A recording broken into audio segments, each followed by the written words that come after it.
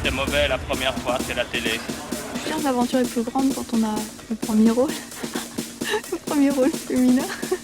Non, c'est toujours plus intéressant, bien sûr, puisqu'on est concerné bout en bout par un film. Bonjour et bienvenue dans cette nouvelle émission de la 7ème prise, aujourd'hui qu'on consacre à Tim Burton. Tim Burton, donc, pour cette émission du 30 janvier. Avec moi, toujours les mêmes personnes, Gwenaël. Salut Kylian. Lou. Bonsoir. Et Mazarine. Salut. Donc voilà, aujourd'hui, comme j'ai dit, on va se concentrer sur l'un des réals les plus emblématiques de notre génération. Et du cinéma américain. Et du cinéma américain. Je pense que dans le top 3 des réals constituent le plus, ça doit être Tim Burton. Et c'est pour ça qu'on a décidé de le faire aussi. Donc, parce que c'est mon réal préféré. et Et que parce j'aime que c'est le ton monde. réal préféré, On va pas se exactement. mentir. Donc Lou, comme c'est ton réal préféré, je vais te le laisser le présenter.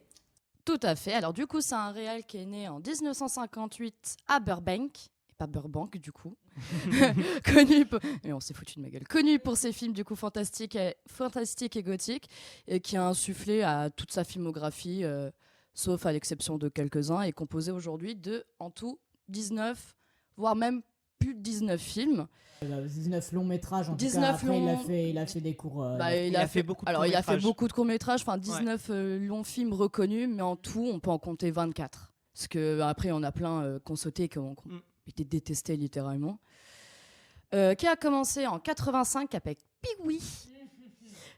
Connu, et c'est plus connu dont Édouard aux mains d'argent, Charlie la chocolaterie, Les noces funèbres et encore Beetlejuice. Si vous n'avez pas le nom du réal, au moins vous avez le nom de ces Oui. films-là qui sont connus et reconnus et qui sont passés 36 fois à la télé. Donc au moins vous l'avez vu une fois. C'est ça. Donc je propose qu'on commence un peu par le début. En vrai, on ne va pas aborder tous les films parce qu'il y en a une vingtaine, sinon Oui, non. l'émission elle fait 4h30 et On va un peu bien pointer. c'est pas fou. Donc du coup, on va commencer par l'un de ses plus emblématiques, on va dire, quand on le connaît un peu, parce que voilà, le premier film d'un réal, c'est là où il met un peu toute sa personne, même si je crois que c'est une commande à la base. C'est une commande. Ah, c'est une commande de Warner Bros. Ouais. Du coup, au départ, c'est une commande pour Paul Rubens, du coup, qui joue le personnage principal de Pee-wee. Et du coup, en fait, c'est Paul Rubens qui a écrit le scénario. Et finalement, c'est Tim Burton qui est du coup un réalisateur en début de carrière qu'on a fini par mettre à la réalisation. Et donc pour contextualiser un peu, c'est que Pee-wee, pour ceux qui connaissent pas, du coup c'est un personnage un peu emblématique de la Très télé excentrique. américaine. Ouais, de la télé américaine. Très excentrique, De comme Lou Saturday l'a Night dit. Live, ouais. Très enfantin aussi. Et c'est une sorte de Mr Bean américain en fait. Ouais, parce que avoir une bicyclette rétro comme objet fétiche, c'est quand même assez novateur. Ouais, c'est un peu genre dans la suite logique de tout le cinéma burlesque un peu qu'il y a eu avant avec Chaplin et tout ça. Et voilà, ça fait partie d'un peu de ces personnages. C'est dans la lignée, ouais. C'est dans la lignée, ça a été une influence quand justement il rencontre tous ces personnages farfelus sur sa belle selle de bicyclette, quoi. Enfin, c'est clairement les influences. Ça se ressent même dans le style. Enfin.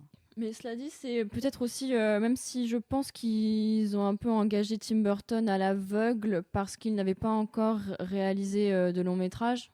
On lui a donné une chance. On lui a donné une chance et puis je pense que c'est quand même bien tombé malgré tout, même si rétrospectivement c'est pas son meilleur film parce que le personnage de Pee-wee, qui n'a pas été créé par Tim Burton, intègre des éléments qui sont un peu centraux dans les films dans les films de Tim Burton.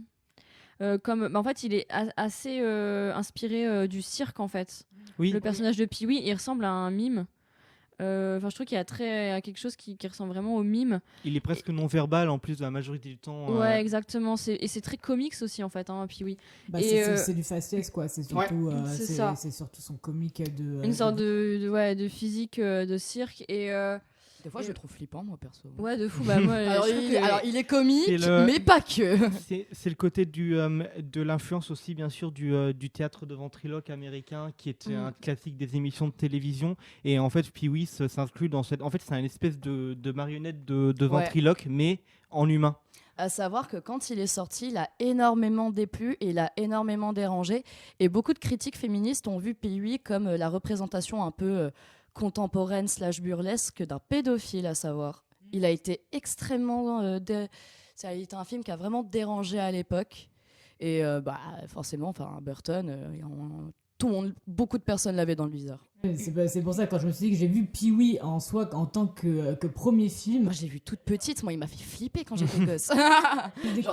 J'ai découvert récemment, mais genre quand j'ai vu du coup que c'était son premier film et que c'était ça, je me suis dit genre oula, comment quelqu'un a pu financer, tu vois, derrière son deuxième film, t'as tellement genre, c'est tellement absurde. C'est parce que les Américains connaissaient déjà bien le personnage, donc. Oui.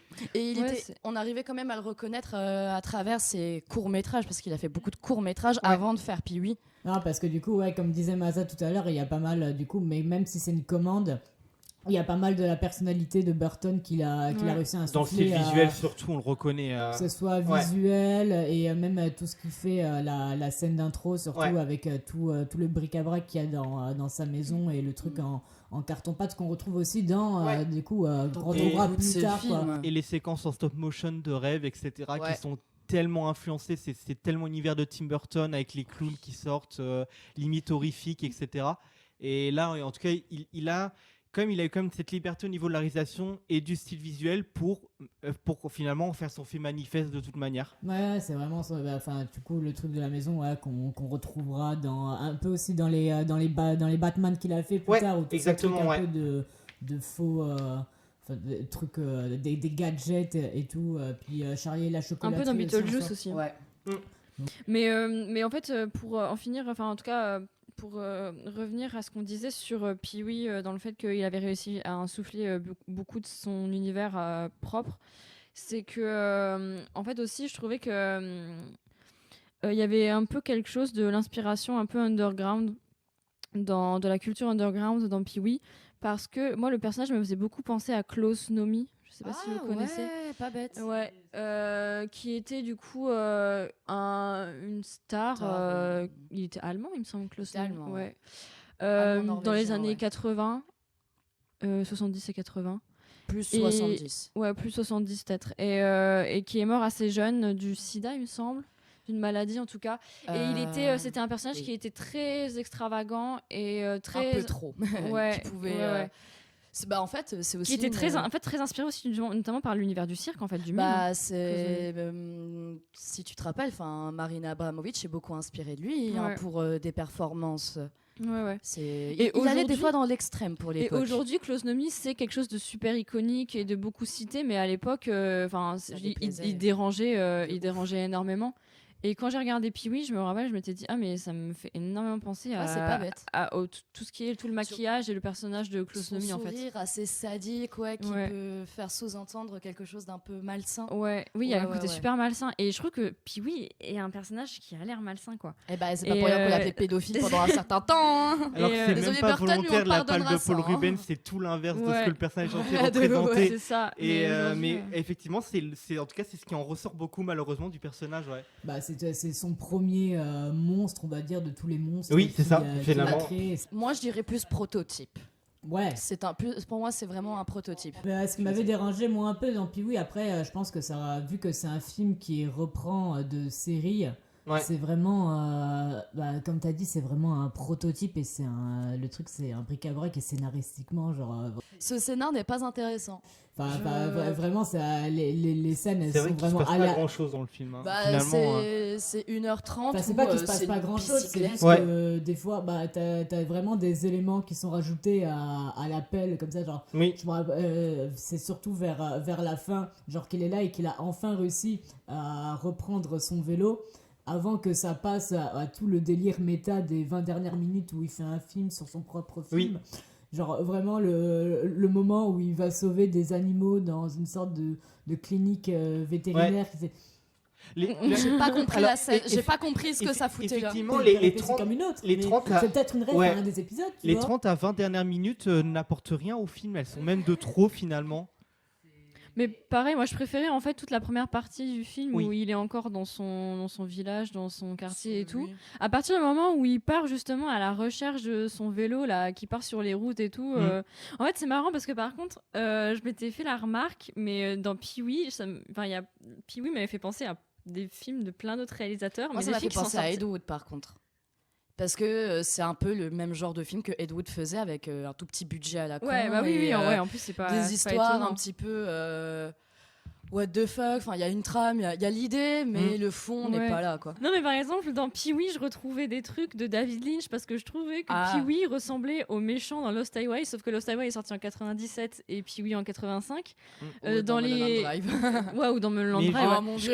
Il y a Et, il y a le côté au niveau de l'étalonnage qui fait un petit peu David Lynch. David du Lynch, film, ouais. Ouais. Je suis d'accord. À partir du moment où ils partent sur les routes et tout, moi je me suis dit, on dirait un film des frères Cohen en plus, Oui. avec l'absurde, alors que.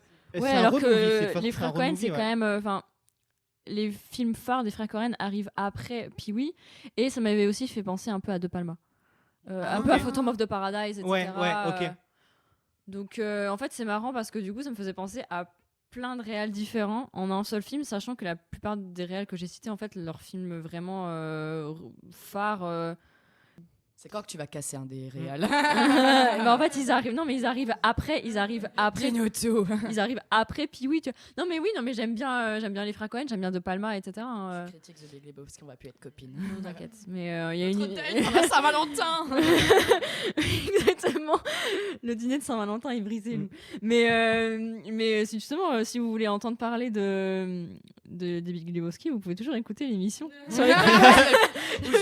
où je parle énormément parce que c'est mon film préféré des Cohen. Mais nous ne parlons pas des frères Cohen. Le petit tape-in de l'épisode sur les Cohen. Voilà. Il faut. Je me Mais moi, c'est surtout à quoi ça m'a fait penser. Puis oui, mais c'est sorti 20 ans après, mais un film qu'on a vu il y a pas longtemps, mais du coup qui est vraiment 10 fois plus drôle. Genre, pour moi, c'était Borat. Oui, Borat.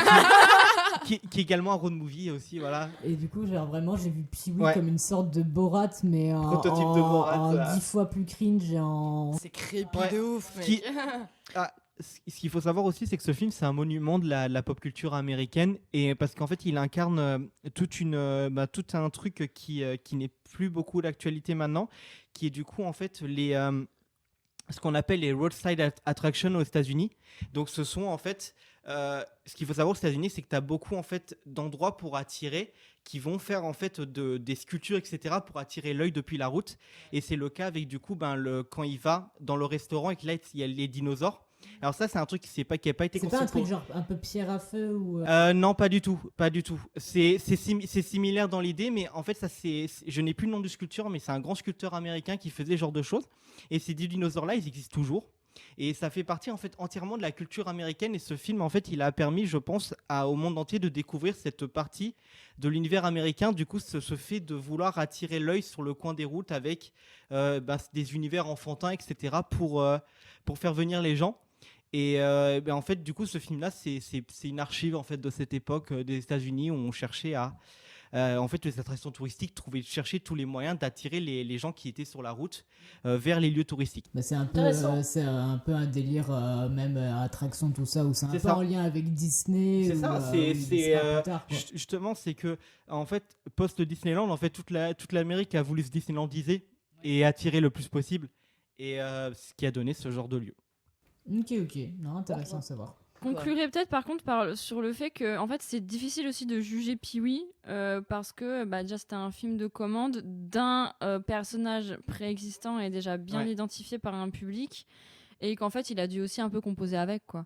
Et que moi j'avais un peu lu des critiques aussi d'aujourd'hui en fait sur ce film là et il y a plein de gens qui aiment beaucoup parce qu'ils connaissent en fait le personnage de Pee-wee, donc en fait j'ai un peu l'impression que c'est un truc de fan quoi.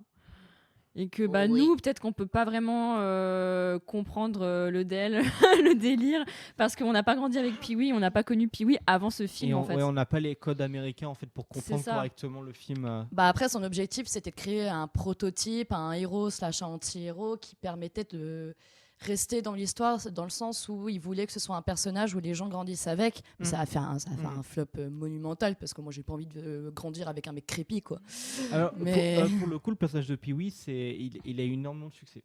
Voilà, Oui, c'est un ça, personnage, oui. c'est un personnage super important voilà, de la pop culture américaine. Mais je veux dire, ouais, aujourd'hui. voilà quoi. Mais au Et, sein de la filmographie de Tim Burton, ouais. puis oui, il est un peu, C'est ça. dénigré quoi. Alors, Paul Rubens, d'ailleurs, du coup, qui joue le personnage principal, qui est malheureusement décédé l'année dernière, et du coup, tous les endroits où le film a été tourné ont été fleuris. Voilà. Mais d'ailleurs, Paul Rubens avait eu des casseroles, je crois, par rapport à. Oui, oui. Ok, ouais. Effectivement, ouais. Bref, passons. Après cette terrible nouvelle. Je crois que son deuxième c'était Beetlejuice. On va l'aborder celui-là parce que c'est son, je pense que c'est son plus iconique avec Edouard Romain d'Argent. Oui.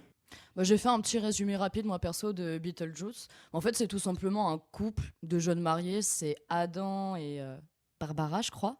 C'est Adam et Barbara, oui. Ils vivent dans le Connecticut, ils vivent une belle vie, etc., etc. Et en fait, ils rentrent chez eux un moment et ils s'aperçoivent qu'en fait, vite, qu'ils sont morts suite à un accident. Et ils sont devenus des fantômes et ils peuvent pas quitter la maison. Grosso merdo, c'est ça. Et moi, j'avais bien aimé ce côté où, en fait, je trouve que Beetlejuice, pardon, c'est vraiment le film, même en connaissant ses courts-métrages avant Pee-wee, c'est vraiment le film qui a directement claqué ce mythe de l'enfant qui a des pensées noires et traumatisé que Burton fait évoluer à travers ses films. Et pour moi, c'est le premier chef-d'œuvre de Burton. Que j'affectionne tout particulièrement parce que l'histoire un petit peu des fantômes qui peuvent pas sortir de chez eux à cause d'un accident et qui se retrouvent confrontés à un truc assez psychique et spirituel un peu malsain aussi. Je trouvais que c'était vraiment bien traité, surtout dans le scénario, quoi. Surtout quand ils découvrent que ils sont, en fait, c'est des fantômes et qu'ils sont morts, quoi. Beetlejuice, je le considère vraiment comme le premier film de Tim Burton. Enfin, pour Oui. moi, Pee-wee, c'est pas vraiment le premier film de Tim Burton, tu vois. C'est tout le truc de l'enfant perturbé. Oui, qui a ça, des et pensées ça noires, pose quoi. vraiment les bases de tout son style déjà visuel. Oui. Parce qu'il y a des trucs qu'on retrouvera, et puis il y a des trucs qu'on retrouvera, des motifs qu'on retrouvera dans Charlie et la chocolaterie, qui arrivera bien plus tard, et dans Edouard Romain d'Argent, qui arrivera encore un peu avant Charlie, mais plus tard aussi. Et donc moi j'aimais bien, je me rappelle que j'aimais bien Beetlejuice, je l'avais pas mal regardé quand j'étais petite, donc c'est pour ça que je l'ai pas revu, parce que je me suis dit que bon, Pareil, je l'ai vu beaucoup petit ce film-là. j'avais revu aussi en salle quand il était ressorti. Et c'est un film que moi j'aimais bien.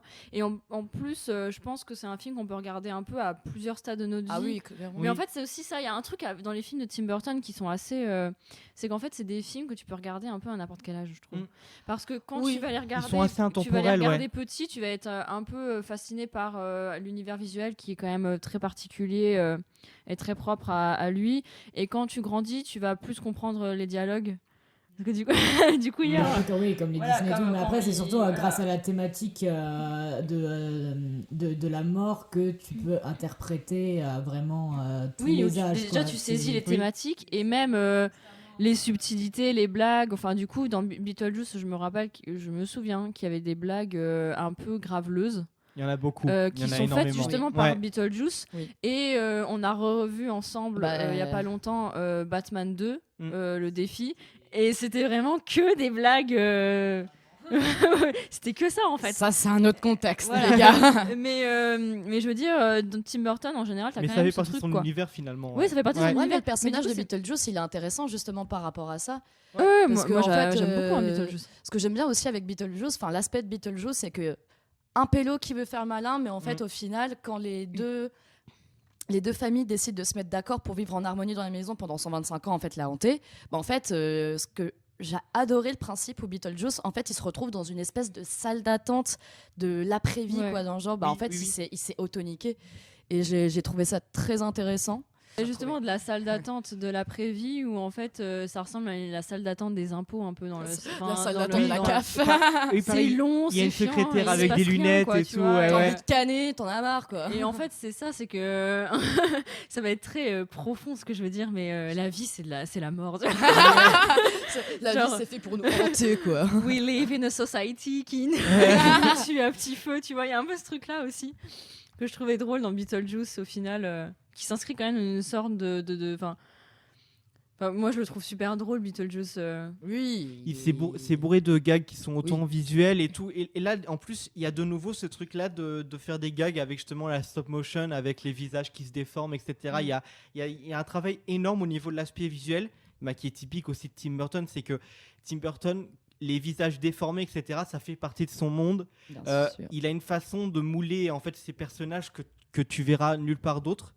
Et ouais, pareil, je trouve que le fait de montrer l'après-vie comme un truc super corporate et tout, c'est extrêmement drôle et ça marche super bien. Mais du coup, là, l'après-vie, parce que vu que je me rappelle plus de la scène, où c'est une scène d'attente, c'est traité en mode genre la mort c'est chiant, ou c'est un peu... Non, c'est traité en mode il faut attendre longtemps parce que c'est un truc administratif, c'est un peu comme la CAF. Il faut attendre un moment pour retourner, soit retourner sur Terre ou aller au paradis, en enfer. Du coup, quand t'es dans la mort même, genre c'est plus stylé que comme si c'était... Il te la montre pas la mort mère, il montre juste l'attente en fait de ton jugement, quoi. Parce qu'après, genre, vu que la mort ça revient souvent un peu dans sa filmographie, et il a beaucoup tendance que ce soit dans les noces funèbres ou même dans Batman, tu sais, la mort de Catwoman, qui du coup, Catwoman c'est un peu un personnage mort en soi. C'est une espèce de mort vivant, ouais. Et voilà, et même Sleepy Hollow, tout ça, il a tendance à montrer la mort comme quelque chose d'un peu plus stylé, tu vois, que la vie où vraiment il est dans ce triptyque du... c'est vraiment une forme pour moi où... ça revient en fait ce que j'ai dit de l'enfant qui a les pensées noires et qui est perturbé, qui ne comprend pas la vie mais qui comprend la mort. Et j'aime bien parce que justement, comme tu dis, dans tous ces films, c'est extrêmement différent à chaque fois. Bon, on va pas parler de Mars Attack parce que ça, c'est une autre histoire. Mais par exemple, dans Sleepy Hollow ou même dans Les Noces funèbres, la fin Emily, en fait, elle disparaît complètement en papillon.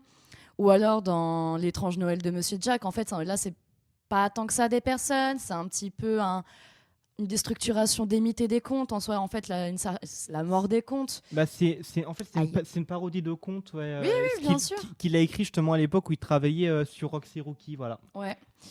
Et c'est ça que je trouve vraiment très beau en fait dans les œuvres de Burton, c'est pourquoi faire l'éloge de la vie alors qu'en fait c'est vrai que t'as très peu de films qui font, je trouve, l'éloge de la mort d'une manière extrêmement poétique et sensible. Moi j'ai l'impression qu'en fait la mort il la met sur le même pied que la vie. Enfin pour lui il est un peu là en fait, il y a une forme de en fait pour lui j'ai l'impression qu'il voit pas la différence. Mais en tout cas pour le coup je trouve que en tout cas Burton il a souvent cette thématique aussi, il aborde la mort mais il aborde en tout cas des morts qui essaient d'accepter qu'ils sont morts en fait, c'est ce qu'aborde Beetlejuice, c'est ce qu'aborde Les Noces funèbres qui le revendiquent. Pareil, je veux dire, Jack Skellington, il a du mal à accepter aussi le fait qu'il est, en tout cas, il veut être autre chose que ce qu'il est. Il en a marre en fait d'incarner la peur. Il veut incarner quelque chose d'autre, et en fait, il va devoir accepter en fait ce qu'il est au fur et à mesure. Un peu comme aussi le pingouin dans Batman qui accepte au fur et à mesure qu'il est un méchant, etc.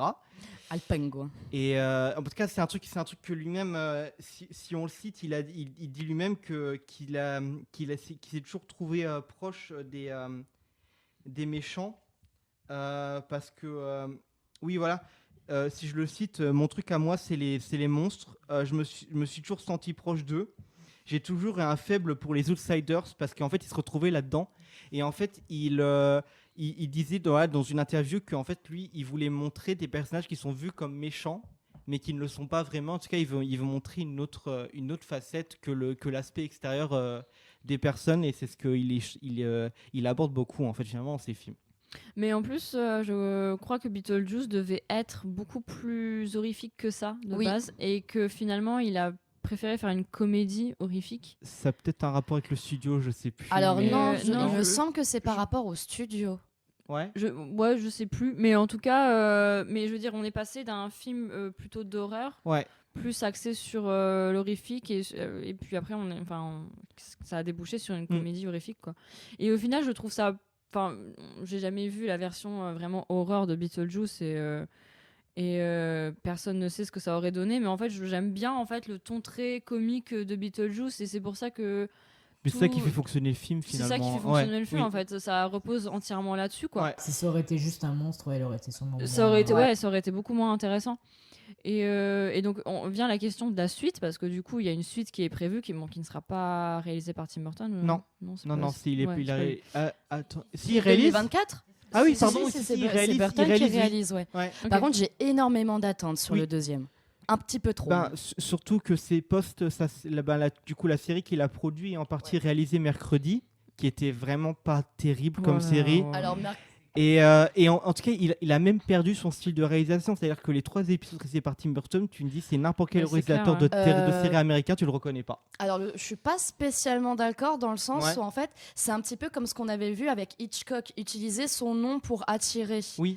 Et ben en fait, Burton ça a exactement été ça.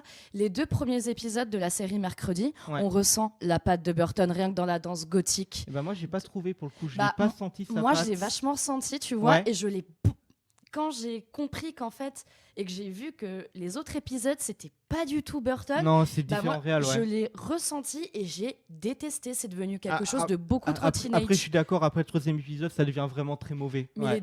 les deux premiers, moi, Ouais. je trouvais qu'on ressentait vachement Et puis oui, la patte de ouais, Burton. et- Rien que même quand tu vois le contre-plongé du vitrail séparé en 2, Ouais. tu le vois de ouf. Oui. Je me dis, attends, Oh, mais ça, tu l'as vu. Ça, je suis plein plus de fois. d'accord. Et puis, en plus, c'était cool dans l'idée de la famille Addams enfin abordée par Tim Burton, Ouais, alors que génial. les deux, ce sont des entités énormes de la culture de l'horrifique comique. Et t'as les deux qui se rencontrent. Et tout le monde aurait pu dire ça va être génial. Et justement, les 2 premiers épisodes, ils donnent. Tu dis il y a quelque chose à faire. Mais après ça part. Je vais ça me mater part un Tim vraiment. Burton ce soir. C'est bon, je suis hypée. Là. Et puis après l'épisode. Non, mais moi, j'ai pas. J'ai J'ai même tout pas- vu de Burton. J'ai même pas réussi à aller jusqu'au bout de mercredi. Ah ouais, honnêtement, t'as pas regardé en entier, ouais. ouais. Sincèrement, Ah. je peux comprendre. À partir du moment où j'ai vu que c'était Et trop c'est teenage, et je me c'est suis dommage dit, parce que waouh. par contre, tout l'univers Famille Adams, j'adore les films de la famille Pareil, Adams. j'adore ça, les films des années À 90. chaque ils sont Halloween, géniaux. à chaque Halloween, Ouais. je les remate. Et du coup, moi, j'étais hypée par le fait que Tim Burton reprenne enfin l'univers Famille Ouais, Adams. bah oui. Et au final, vraiment, enfin, ça m'a vraiment pas touchée. Et j'ai pas détesté non plus, mais en fait, vraiment, ça m'a rendu très indifférente. Oui, oui. Ah, je comprends. Ouais. Et Moi, pour ça m'a revenir énervé carrément, genre. la fin, mon Dieu, la fin de mercredi. Je me rappelle même plus tellement ça m'a pas marqué. C'est un des personnages qui se transforme en espèce de gobelin. Oh. Et je sais plus si c'est le personnage incarné par Percy ou je sais plus quoi, mais. Ah, mais oui, mais on le voyait tout le temps sur TikTok. Ouais. Et il se transforme en espèce de gobelin, on dirait. Je sais pas si vous avez déjà joué au jeu Monstre vs Zombie, en tout cas Plante vs Zombie. Oui. Il a la même gueule en J'ai fait passé que trop les d'heures zombies dessus. dans Plante vs Zombie. Ah, oui. Et ça se finit comme ça et t'es en mode je comprends Vieux, rien. C'est un vieux monstre en Ouais, CGI. c'est un vieux monstre CGI. Il est un monstre vert en CGI. C'est prêt pour le Grinch. Il y a tellement. Alors que, merde, c'est une série de Tim Burton, tu vois. Genre, en design de personnage monstrueux, il est super fort. Et là, d'un coup, te montre un truc qui ressemble à rien. Là, t'es en mode. Bah, en fait, finalement, c'est pas Tim Burton. Mais cette il a été série-là. très déçu de la fin de la série. Je- Il a été je- extrêmement bah, déçu. En même temps, je comprends, oui. En même temps, on utilise son nom, on lui dit tu réalises les 2 Ouais. premiers épisodes et après on utilise ton nom. Ouais. C'est... Non, je crois que c'est les 3 premiers. Non, c'est les 2 premiers. Les 2 C'est seulement les- Ah, ok, je crois que le C'est, 3e aussi. bah, la danse gothique, Ouais. c'est le dernier épisode qu'il a réalisé Ok. et c'est le 2e. Ok. Et vous savez C'est le pourquoi deuxième. il a pas réalisé les. Est-ce que ça a été dit pourquoi il a pas réalisé les 3 derniers Il avait juste la flemme non, c'est c'était juste juste- une contre. Ou c'est eux qui ont imposé. C'est- Je crois tu que c'est réalises lui pas qui tout. voulait plus réaliser après. C'est juste. Parce que c'est un projet qui ne l'intéressait pas, En fait, tout simplement. alors si ça l'intéressait parce que c'est les producteurs exécutifs du truc. Pas Il avait quand même dit, en fait, c'était quand même un projet de cœur parce que ça faisait longtemps qu'il voulait aborder la famille Adams et c'est pour Ouais, ça mais il qu'il voulait a pas, produit. de base, il voulait pas le faire sous cet angle. Je pense pas, non. C'est ça en fait, te dire, Non. parce que Le ça, format, ouais. quand je Mais disais que c'est ça l'intéressait pas, Ouais. que c'était pas dans le format où en fait, ça gosse, enfin, mercredi. Ouais. Dernier article que j'avais lu par rapport à mercredi, il disait justement que oui, ça par contre faire un truc sur la famille Adams, il voulait le faire depuis pas mal d'années, mais par contre ça ne l'intéressait pas de faire un truc sur la gamine, ni sur Ok. les gosses en Oui, soi. ouais. Il voulait juste recréer une histoire pour prolonger le mythe de la famille Adams, ou soit réinventer les Ouais, ok. personnages. Là, en fait, même quand tu vois les darons dans la famille, dans Mercredi, je suis là genre waouh, En plus, ça ils vole sont, pas haut, je suis Ils sont désolée. assez anecdotiques. Je les trouve ridicules, je les trouve juste ridicules et Malheureusement, alors que c'est. mal foutus. Surtout que les deux personnages, normalement, ils sont super iconiques, hein, les parents. Bien sûr que oui. Et C'est eux. fétide et tout. Ouais, on va ouais. dire, oh, Mais c'est que même Fétide, ils l'ont raté, et ça, c'est c'est fort. ça. ouais. Ils ont réussi à rater Fétide alors que je veux dire, J'étais c'est- trop c'est- deg. Alors que c'est- c'est le meilleur perso du truc. C'est mais, ouais, c'est le meilleur personnage. C'est dommage d'avoir raté Oui, non, Fétide, quoi. c'est vraiment trop triste. Mais du coup, moi personnellement, Je suis trop dégueu. Beetlejuice 2, j'ai aucune attente parce que je sais pas pourquoi. J'ai Je peur. sais pas pourquoi, mais je sais que ça va être, je Énormément. sais que ça va être nul, tu vois. Franchement, j'ai envie de dire, bon, vas-y, il a fait un Batman qui était mieux que le premier. Peut-être qu'il est mieux dans Ouais, les mais ça va être difficile Ouais, mais de c'est- faire mieux que Beetlejuice. Oui, mais c'est quoi. différent. Batman appelé à une suite déjà de base parce que c'est une histoire préexistante, c'est des comics, tu vois. Ouais. Beetlejuice, il date de la fin des années 80, le film. Milieu 80, je crois. C'est ça, non Milieu 86, je crois. Ouais, un truc comme Ouais. ça. Et bon, je veux dire là, ça commence à faire un moment et Ouais. ils ont réécrit là 80, maintenant un scénario 88, ok, donc fin, ouais.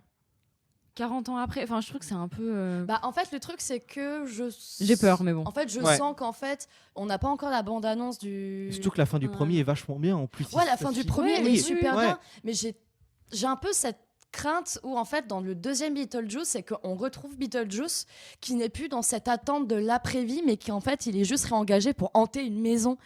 Et là par contre si c'est ça le scénar par contre je serais extrêmement déçue. Mais en plus, je sais pas trop Mais ça comment peut ils pas vont aller, je sais pas autre trop part. comment ils vont s'en sortir parce que Je sais pas. j'avoue que je me suis pas intéressée au cast. Je sais pas Mm. s'il a déjà été Il y a dévoilé. Jenna Ortega déjà dans un des rôles principaux. Oui, voilà. Ouais, ça j'avais juste Ouais. vu qu'il y avait elle Jenna est Ortega. partout. Mais Dans le tout ce qui est truc, horrifique c'est en que ce moment, elle est là. Ouais. le truc c'est que bah du coup il y a plus Michael Keaton. Je crois qu'il reprend son rôle, je sais plus. Je sais pas du Je tout. crois Mais dans qu'il tous les cas, il y reprend, aura pas Winona Ryder, il y aura Non. pas. Non, enfin, malheureusement, ouais. Ça c'est C'est nul. trop dommage. Ouais. Et moi, ce que j'aimais bien aussi dans Beetlejuice, c'était en fait les acteurs, ils font tout le Ils film, font, je ils trouve. font énormément. Honnêtement, on va Bah, pas se quand tu mentir, vois mais- que plus de la moitié de la filmographie de Burton, t'as Johnny Depp. Et merde, comment elle s'appelle déjà la meuf? Je retiens jamais son nom. C'est Elena Elena Bonham Bonham Carter. Carter. Pareil, elle a fait Ouais. 16 films. Non, elle a fait 12 films. C'est Johnny Depp qui a fait 16 films. Ouais. Et elle a fait 12 films. C'est les acteurs iconiques. C'est l'acteur- Oui, effectivement, Elena Bonham Carter, c'est l'actrice fétiche. D'abord, il a eu Winona Ryder, mais après, pendant une longue période, c'était Elena Bonham Carter. Mais, Et souvent, en vrai, ces actrices fétiches, c'était les actrices avec lesquelles il était en couple, en fait. J'adore. Ouais. mais même par exemple dans Beetlejuice, alors que c'est pas forcément une actrice très burtonienne, c'est Gina Davis, je la trouve Ouais. excellente dedans. Elle quoi. est géniale, ouais. Et là, du coup, j'avoue que j'ai un peu peur pour Beetlejuice 2 parce que l'une des forces de Beetlejuice 1, c'était aussi l'interprétation, les acteurs, qui allaient très bien au personnage, mais c'était vraiment une co-construction en fait. Et là, dans Beetlejuice 2, j'ai peur qu'il y ait. Enfin, que ça marche pas quoi. Parce que c'est pas. Je pense qu'il y aura plus cette esthétique qu'il y avait peut-être. Bah, c'est ça, en fait, le Peut-être qu'elle problème, c'est qu'il y sera aura un peu pas. plus amplifiée. Le truc Peut-être. dont j'ai peur aussi, et ça, c'est pour ça aussi que j'aime énormément Tim Burton, c'est son parti pris de faire des films un peu carton-pâte. Ouais. Et qui, en fait, qui reviennent un peu carton-pâte, un Surtout peu, que j'ai peur un peu qu'ils patchwork. trop d'images de synthèse pour Beetlejuice 2. Exactement. Et moi, que, par ouais. exemple, ça, en Ah, général, ouais. je trouve qu'avec l'univers Tim Burton, en général, ça marche pas très ça bien. marche pas bien. Et tout ça, c'est des inspirations qui reviennent de l'expressionnisme allemand. Oui. Ça vient de là, Oui. en fait. Et d'ailleurs, il y a Des un films de la Hammer aussi, lui Ouais, exact, il ouais. dit beaucoup s'inscrire dans la suite justement des films de la Hammer. Donc pour nos auditeurs qui connaissent pas forcément, c'était toutes les suites en fait, c'est un studio anglais qui s'est spécialisé dans faire des suites de grands films d'horreur américains. Donc ils ont fait des suites sur Dracula, sur Frankenstein, etc. Ils ont fait pas mal de nanars aussi. Ouais, hein. énorme nanar. Mais du coup, ouais, explique l'expressionnisme allemand du coup. Et il faut que j'explique le courant pour ceux qui connaissent pas du coup. Non, juste ce que En tu ligne. penses. En 10 lignes. Du coup, l'expressionnisme allemand, c'est un courant artistique qui est apparu dans le cinéma au tout début des années 20. Oui. Ça a été très très court au cinéma. En fait, il y a très peu de films vraiment expressionnistes. Ça, en tout cas, on faisait beaucoup d'expressionnisme aussi à un moment donné en Allemagne parce que l'Allemagne était en pleine galère économique. Ils avaient perdu la guerre. Ils avaient perdu la guerre, l'humiliation du traité de Versailles, etc. Ouais. L'instabilité de la République de Weimar et du coup pas beaucoup d'argent nulle part, notamment dans les studios de cinéma. Et du coup, les studios vont faire des décors très artisanaux, en fait, faits main pour justement pallier ce manque de moyens. Et justement aussi, on parle d'expressionnisme parce que ça exprime une forme de frustration qui était commune à toute la société allemande à l'époque. Donc pour faire très très court, après là j'ai fait vraiment une ligne pour être très concise. Et il y a un film qui relie tous les films de la filmographie de Tim Burton. C'est Le cabinet du docteur Caligari de Robert Vianney, qui est sorti en 1920, qui est le film expressionniste par excellence, peut-être même l'un des seuls films expressionnistes en fait. D'après Souillet, ce serait le vrai seul film expressionniste. Ouais. Mais et on parle même de caligarisme, donc c'est qu'en fait un seul film qui s'inscrit dans un courant déjà restreint a inventé une esthétique propre. Donc c'est pour dire vraiment la spécificité. Ça se retranscrit surtout vraiment par rapport au décor, au surréalisme, à la distorsion, tout ça, et les persos qui sont un peu torturés, un peu fous, un peu, enfin voilà. Le thème du double, le savant fou, etc. Et le maquillage aussi énormément. Par exemple, dans Édouard Romain d'Argent, le maquillage, le visage blanc, etc., c'est quelque chose qu'on retrouve dans le cabinet du docteur Caligari. Et pareil dans Les Noces funèbres, etc., on voit vraiment que cette esthétique, en tout cas du maquillage, ça, il l'a eu sur toute la carrière, et notamment quand il va mettre en scène Johnny Depp, c'est avec ce genre de maquillage très blanc, on voit moins les détails de son visage, où ça pourrait être n'importe qui. Et finalement, genre, dans Édouard Romain d'Argent ou dans Charlie et la chocolaterie, si on ne dit pas que c'est Johnny Depp, il y a très peu de chances que tu le reconnaisses, déjà, tu vois. Le personnage d'Édouard Romain d'Argent est inspiré du personnage de César dans Caligari, je pense. Oui, si. Mais visuellement, tu regardes la silhouette des deux personnages, c'est les mêmes, quoi. Effectivement, ouais, c'est vrai. Donc, que je pense que déjà il y a une inspiration là-dessus. Avec aussi le côté Nosferatu pour les longs doigts, etc., l'ombre, etc. Sur les murs, on voit quel personnage attachant quand même. C'est un personnage super exceptionnel comme personnage. Moi, il m'a fait chialer 1 milliard de fois, par contre. Oui, pareil. Et dans le couloir tout distordu de Beetlejuice, ça ressemble à la ville, je sais plus comment elle s'appelle, la ville dans le cabinet du docteur Caligari, je sais plus non plus, mais c'est la petite ville. Enfin, c'est que des personnages, tu peux voir des décors complètement aussi un petit peu aussi l'allée que tu peux voir dans le cabinet des figures de cire. Oui, je sais pas si vous l'avez vu. Ouais, j'ai vu. Ouais. T'es nul, il est super. Tu te calmes. Paul Lenny. Tu l'as vu, Gwen? De quoi? Le cabinet des figures de cire. Non, je l'ai pas vu. T'es nul. Non, je l'ai pas vu celui-là encore. Pardon. Et c'est prévu en plus. J'avais envie de m'énerver de voir le bouton rouge. Mais du coup, si vous voulez, on bascule totalement sur Edouard. Ouais. Ça, c'est une grosse partie de la film. Parce que moi, j'ai pas grand-chose à dire sur les Batman, sincèrement. Nous, en vrai, vu qu'on l'a vu il y a 7 semaines, après, on fera un détour. Oui, bien sûr. Parce que c'est juste là pour faire un petit mot sur Batman, c'est vraiment des films qui sont super importants dans le développement des films de super-héros. Oui. Et sans les films Batman de Tim Burton, on n'aurait jamais eu les Spider-Man Sam Raimi, par exemple. Ça, c'est vrai. Ouais, c'est parce que merci Tim. Merci Tim Burton d'avoir mis justement le film fantastique et le film de super-héros dans la même idée. Pour développer. C'était le perso à adapter pour ce genre de truc aussi. Oui, hein. Parce que Batman, ça fait vraiment tu vois, au-delà du fait que ça soit un super-héros et tout ça, ça fait vraiment partie intégrante de sa panoplie de personnages. Carrément.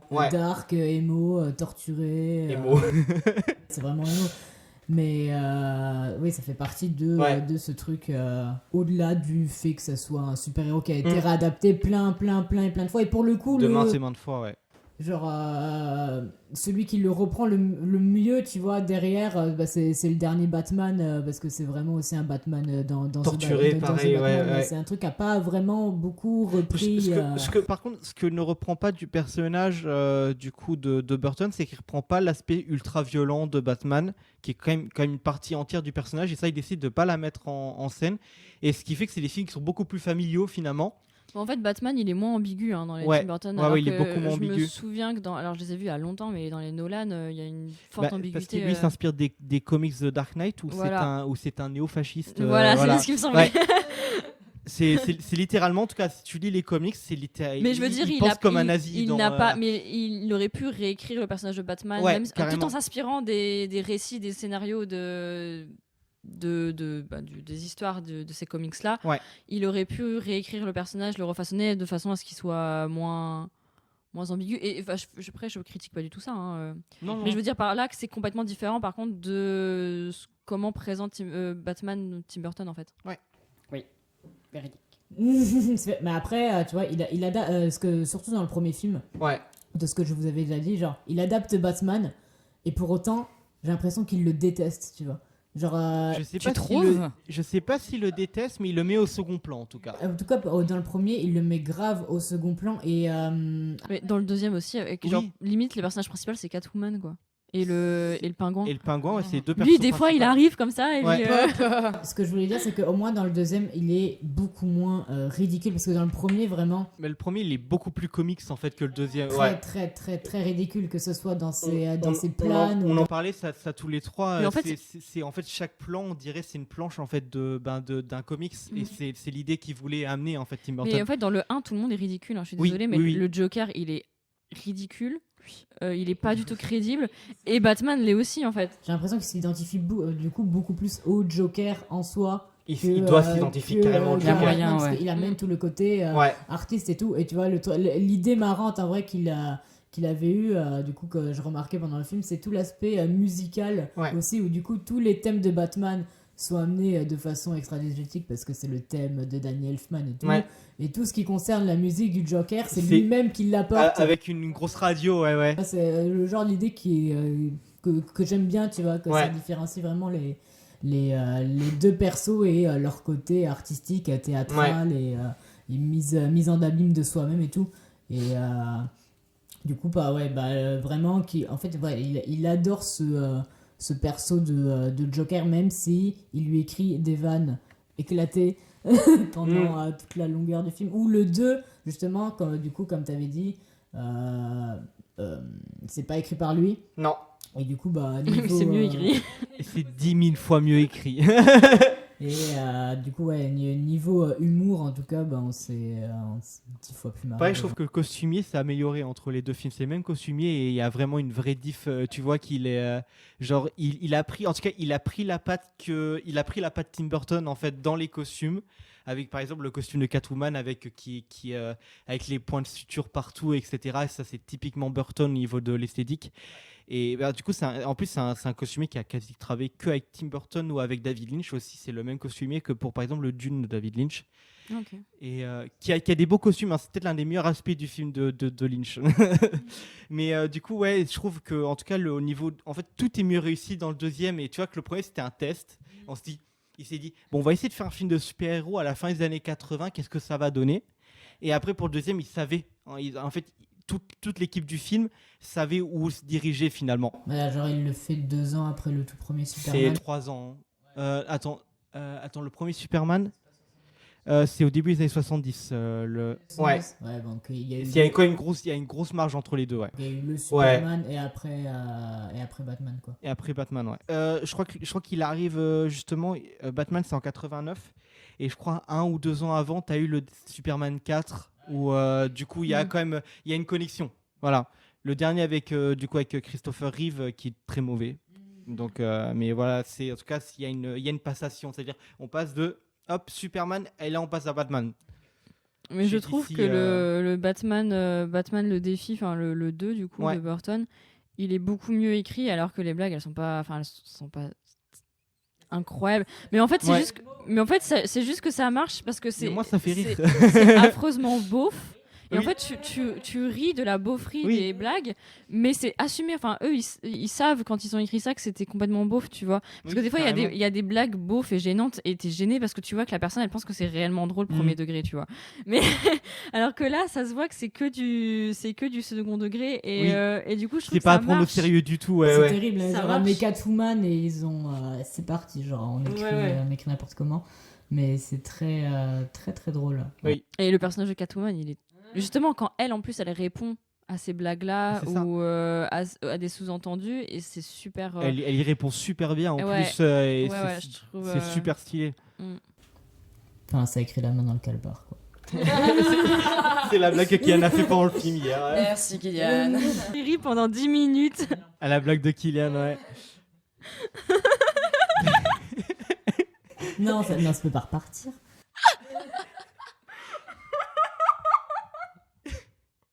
C'est vrai. Alors, on a perdu Et Massa. ben voilà, ça a remarché. On a perdu Massa. Ça va, Massa? Oui, ça va. On va passer Edouard aux mains d'argent. Tu veux dire quelque chose sur Edouard aux mains d'argent? Déjà que du coup Edouard aux mains d'argent, c'est un film qui continue complètement l'esthétique qu'il avait déjà. En tout cas là, ça confirme encore plus son esthétique. Je trouve que ça la sacralise presque. Ouais, vraiment. Et en tout cas, en plus, j'ai remarqué que au niveau de, en fait, les trucs, parce que si je dis pas de bêtises, il y a beaucoup de neige aussi dans Edouard aux mains d'argent. Ça se passe aussi à la période de Noël. Et c'est le cas de Batman le défi, qui est le film juste avant finalement. Donc il continue en fait cette vibe et en fait ces univers avec avec de l'horreur, des maisons sombres, mais en même temps l'esthétique de Noël, ça fonctionne super bien avec Tim Burton. En fait, il y a quelque chose de la nostalgie tout le temps chez Burton. C'est allier Halloween à la nostalgie. Et comment allier Halloween à la nostalgie? En fait, Noël, parce que c'est le moment nostalgique par excellence. C'est ça. Et donc moi, j'aime toujours, on en revient toujours à la thématique de l'enfance qui est super. Ce mécanisme chez Tim Burton de faire Halloween et Noël à la fois. Oui. Par exemple, Edouard aux mains d'argent, pour moi, c'est un film de Noël, mais c'est aussi un film d'Halloween. Ah oui, clairement. L'étrange de Monsieur Jack, c'est un film de Noël, et c'est aussi un film de Et Halloween. pareil, ça fait partie des films de Noël que tu peux regarder à tout moment de l'année sans souci et sans te dire c'est un film de Noël, je sais pas, je vais pas le regarder au printemps, etc. Bah non, en fait, ces films-là, tu peux le regarder quand tu veux. Et pareil, ce film-là aussi, il met beaucoup en scène il ironise beaucoup la vie dans les quartiers américains, où toutes les maisons se ressemblent. Et là c'est le cas comme dans ce Desperate film-là. Housewives. Voilà. Et il va beaucoup jouer avec ça, avec cette esthétique aussi, et du coup avec la vieille maison délabrée dans le fond, et tout le reste, tout se ressemble, et justement c'est du coup encore une fois, l'outsider, en fait, lui, il est au fond. Dans une maison et qui est considéré comme faut pas l'approcher, il est bizarre. Moi, ce que j'ai surtout apprécié en fait dans Edouard aux mains d'argent, je trouvais qu'on sentait vraiment que c'était le film le plus personnel de Burton. Rien qu'en rapport aussi, il a développé pas mal de thèmes qui l'ont vraiment inspiré. Pareil, Edouard, c'est clairement lui-même. Et c'est genre vraiment Tim Burton. L'exclusion, la confrontation, la découverte de soi. Et c'est ce qui a énormément nourri son cinéma. Et je trouve que l'histoire est belle, l'esthétique est belle, tout est super pour moi dans ce film. Mais personnellement, ce qui me fait dire que j'aime autant ce film, parce que j'arrive à sentir le fait que c'est son œuvre la plus personnelle et c'est super bien traité. Et pour le coup, c'est sa seconde réinterprétation un petit peu du mythe de Frankenstein, qui est du coup un de ses films préférés. Et il avait déjà fait, en fait, parce que Frankenweenie, au départ, c'est né comme étant un court-métrage à milieu des années 80. C'était un court-métrage à $1 million, $1 million produit par Disney. D'ailleurs, Shelley Duvall, c'était un de ses seuls rôles qu'elle a eu après Shining, par rapport aussi au traumatisme qu'elle a vécu sur le tournage, malheureusement. Elle a fait beaucoup moins de films après ça, mais elle a fait notamment du coup le premier Frankenweenie. Et là, du coup, il reprend de nouveau le mythe de Frankenstein d'une autre manière, avec du coup la thématique de nouveau d'un personnage ramené à la vie. Qu'est-ce que c'est un être humain? Ça, il va beaucoup l'explorer aussi, il va tenter de l'explorer dans le film là. Mais pour moi, c'est le meilleur film de Tim Burton, en fait, c'est Edouard aux mains d'argent. Mais c'est aussi un de mes films préférés, en fait, de tout film confondu. Et c'est le meilleur film de loin de Tim Burton. Et notamment parce que je le trouve très touchant, déjà très beau. Et comme on l'a dit, il sacralise l'univers de Tim Burton sans en être... En fait, c'est le plus symptomatique de tout l'univers de Tim Burton, sans en être forcément un cliché, un prototype, tu vois. Oui. Et en fait ça explore aussi une thématique que j'aime beaucoup et que vous connaissez tous, qui est le right person wrong time.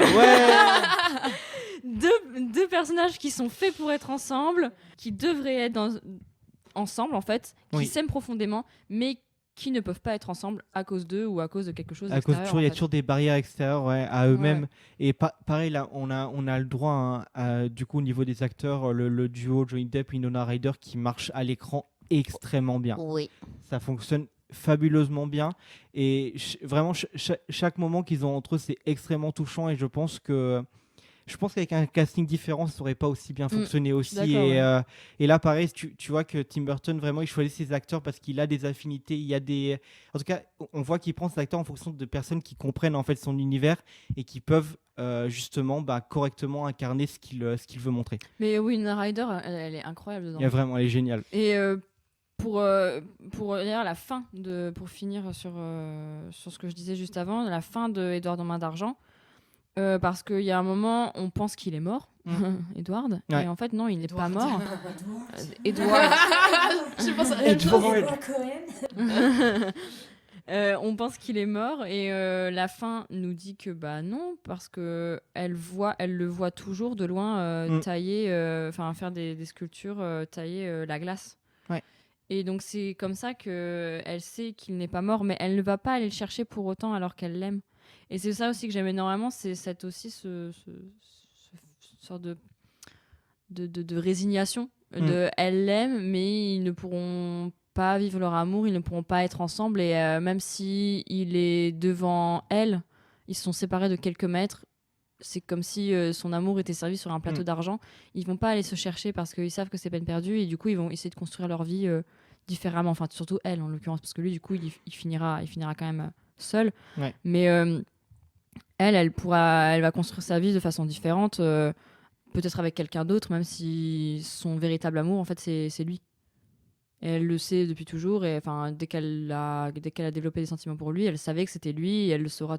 D'ailleurs, c'est pour ça aussi qu'elle raconte cette histoire, parce que du coup, le film commence sur... c'est une sorte de storytelling, en fait. C'est une vieille dame qui raconte son histoire, cette histoire à une enfant.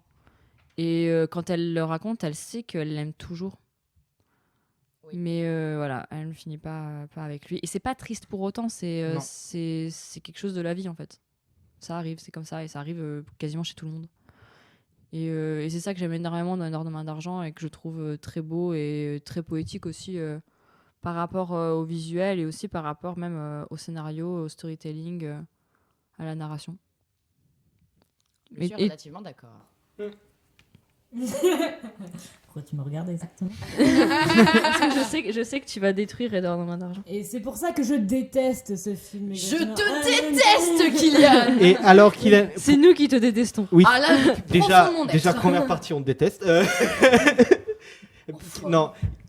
Kylian, pourquoi t'aimes pas? Dis-nous pourquoi tu n'aimes pas ce film. Je l'ai pas. Parce que c'est un right person, wrong time. En vrai, je m'en souvenais plus, mais je pense que du coup, ça y participe un peu au-delà de ça. Parce que c'est un triptyque que t'aimes pas, c'est ça? Je l'avais maté il y a très très longtemps. Je l'ai pas revu pour l'émission pour éviter de faire un AVC, par exemple.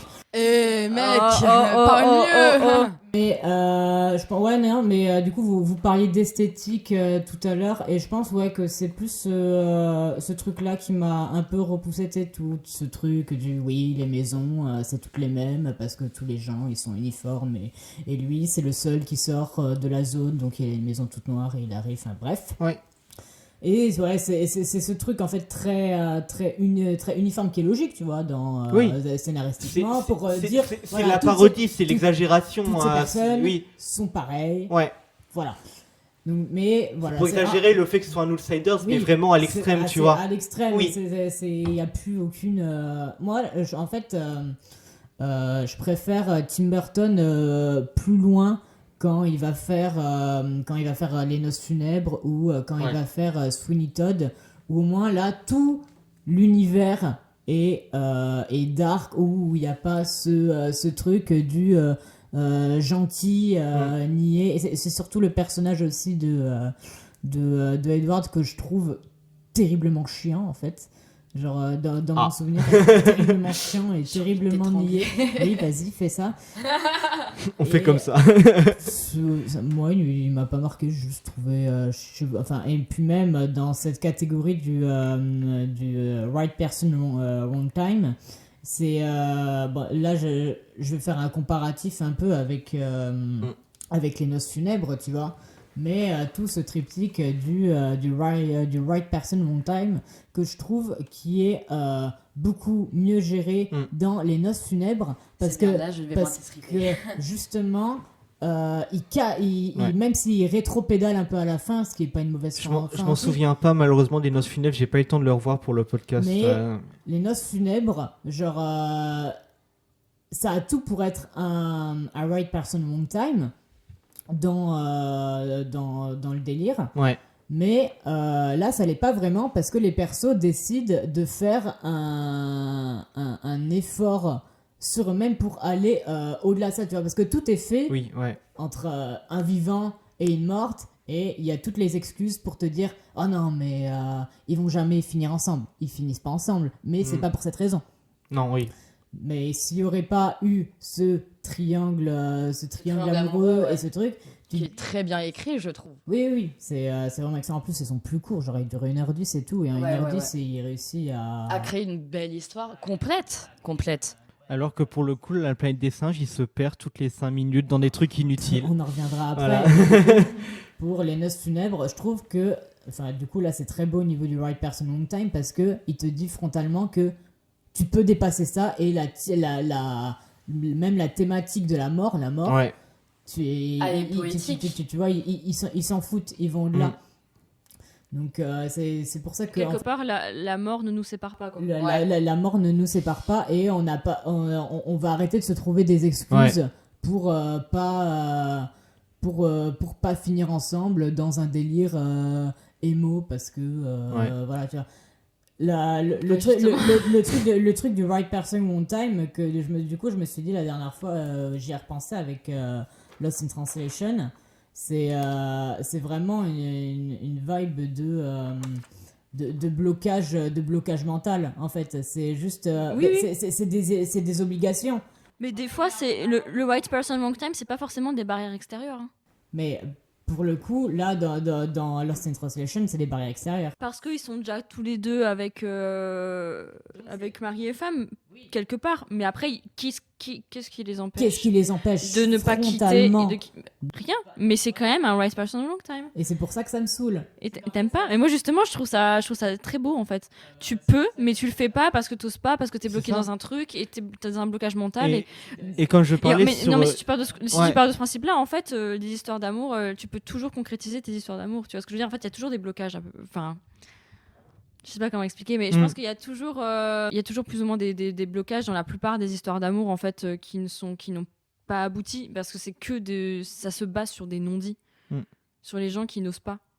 Et dans Lost in Translation, c'est plus ou moins ça, et aussi parce qu'ils sont bloqués déjà dans un schéma qui a abouti à un mariage, et que sortir de ça, soit ils ont trop de respect pour leurs conjoints respectifs, soit ils ont la flemme, soit on sait pas, mais ils osent pas, quoi. Mais du coup, c'est par rapport à ton mindset un peu de motivation, tu vois. Ça dépend du public et de chacun. Donc, soit tu te conformes un peu dans ça et t'adores les right person long time parce que ça correspond à ta vision de pensée. Et moi, en fait, ça commence de plus en plus à me saouler parce que t'es vraiment là en mode conformisme de l'impossibilité sans petit effort. Et c'est pour ça que du coup j'adore les noces funèbres, c'est parce que ils ont voulu dépasser cet effort, tu vois. Le perso principal dans noces funèbres, il s'appelle comment? Vincent. Tu vois, Vincent a dépassé au-delà de la mort. Il aurait pu dire oh non mais putain c'est impossible, je dois mourir et tout, bon, ciao. Et je connais plein de gens qui n'aiment pas justement les white person long time parce que ça les frustre, en fait. Ils se disent j'ai envie de crier sur les personnages, pourquoi t'y vas pas? Il y avait une fille qui m'avait dit ça, elle m'avait dit j'ai détesté La La Land parce que ça se termine comme ça se termine. Mais moi justement non, je trouve que c'est très beau, c'est profondément beau, en fait. C'est les films les plus beaux, c'est les histoires d'amour les plus belles. Les Noces funèbres, pour moi, ça a toujours été mon film préféré. C'est le côté peut-être les plus belles, comment dire, dans l'esthétisation du truc, parce que et aussi une romance non aboutie, c'est non, je suis pas d'accord, parce qu'il y a quelque chose qui reste, et il y a un amour profond, et même si tu sais que tu pourras jamais l'atteindre, il y a un amour qui reste, alors que tu pourrais très bien l'oublier, cette personne. Tu vois ce que il y a quelque chose de fondamentalement réaliste, en fait, parce que ça se passe comme ça, de toute façon, comme tu disais. Oui. Je dis pas que ça se passe pas non plus dans la réalité. Forcément, ça se passe dans la réalité. Maintenant, c'est le montrer au cinéma. Oui. Et comment dire, et comment t'exploites ton histoire d'amour et comment tu veux la montrer. Et que tu te dises oh regardez, du coup cette histoire d'amour elle est belle parce qu'elle est impossible. Bah c'est ça que je commence en fait dans l'absolu elle n'est pas impossible. Mais il se la catégorise impossible. Ouais. Elle est pas impossible en soi, et c'est justement tout le but de mon discours, qu'elle est pas impossible, mais ils se disent que c'est en fait c'est vraiment ça. C'est l'histoire de gens qui marquent la vie de d'autres gens, même si tu les vois plus, même si tu peux plus rien espérer avec eux, tu vois. Et c'est ça en fait, les vraies belles relations, c'est des gens qui te marquent même quand tu sais que tu ne les côtoieras plus jamais ou pas de la manière dont tu aurais espéré.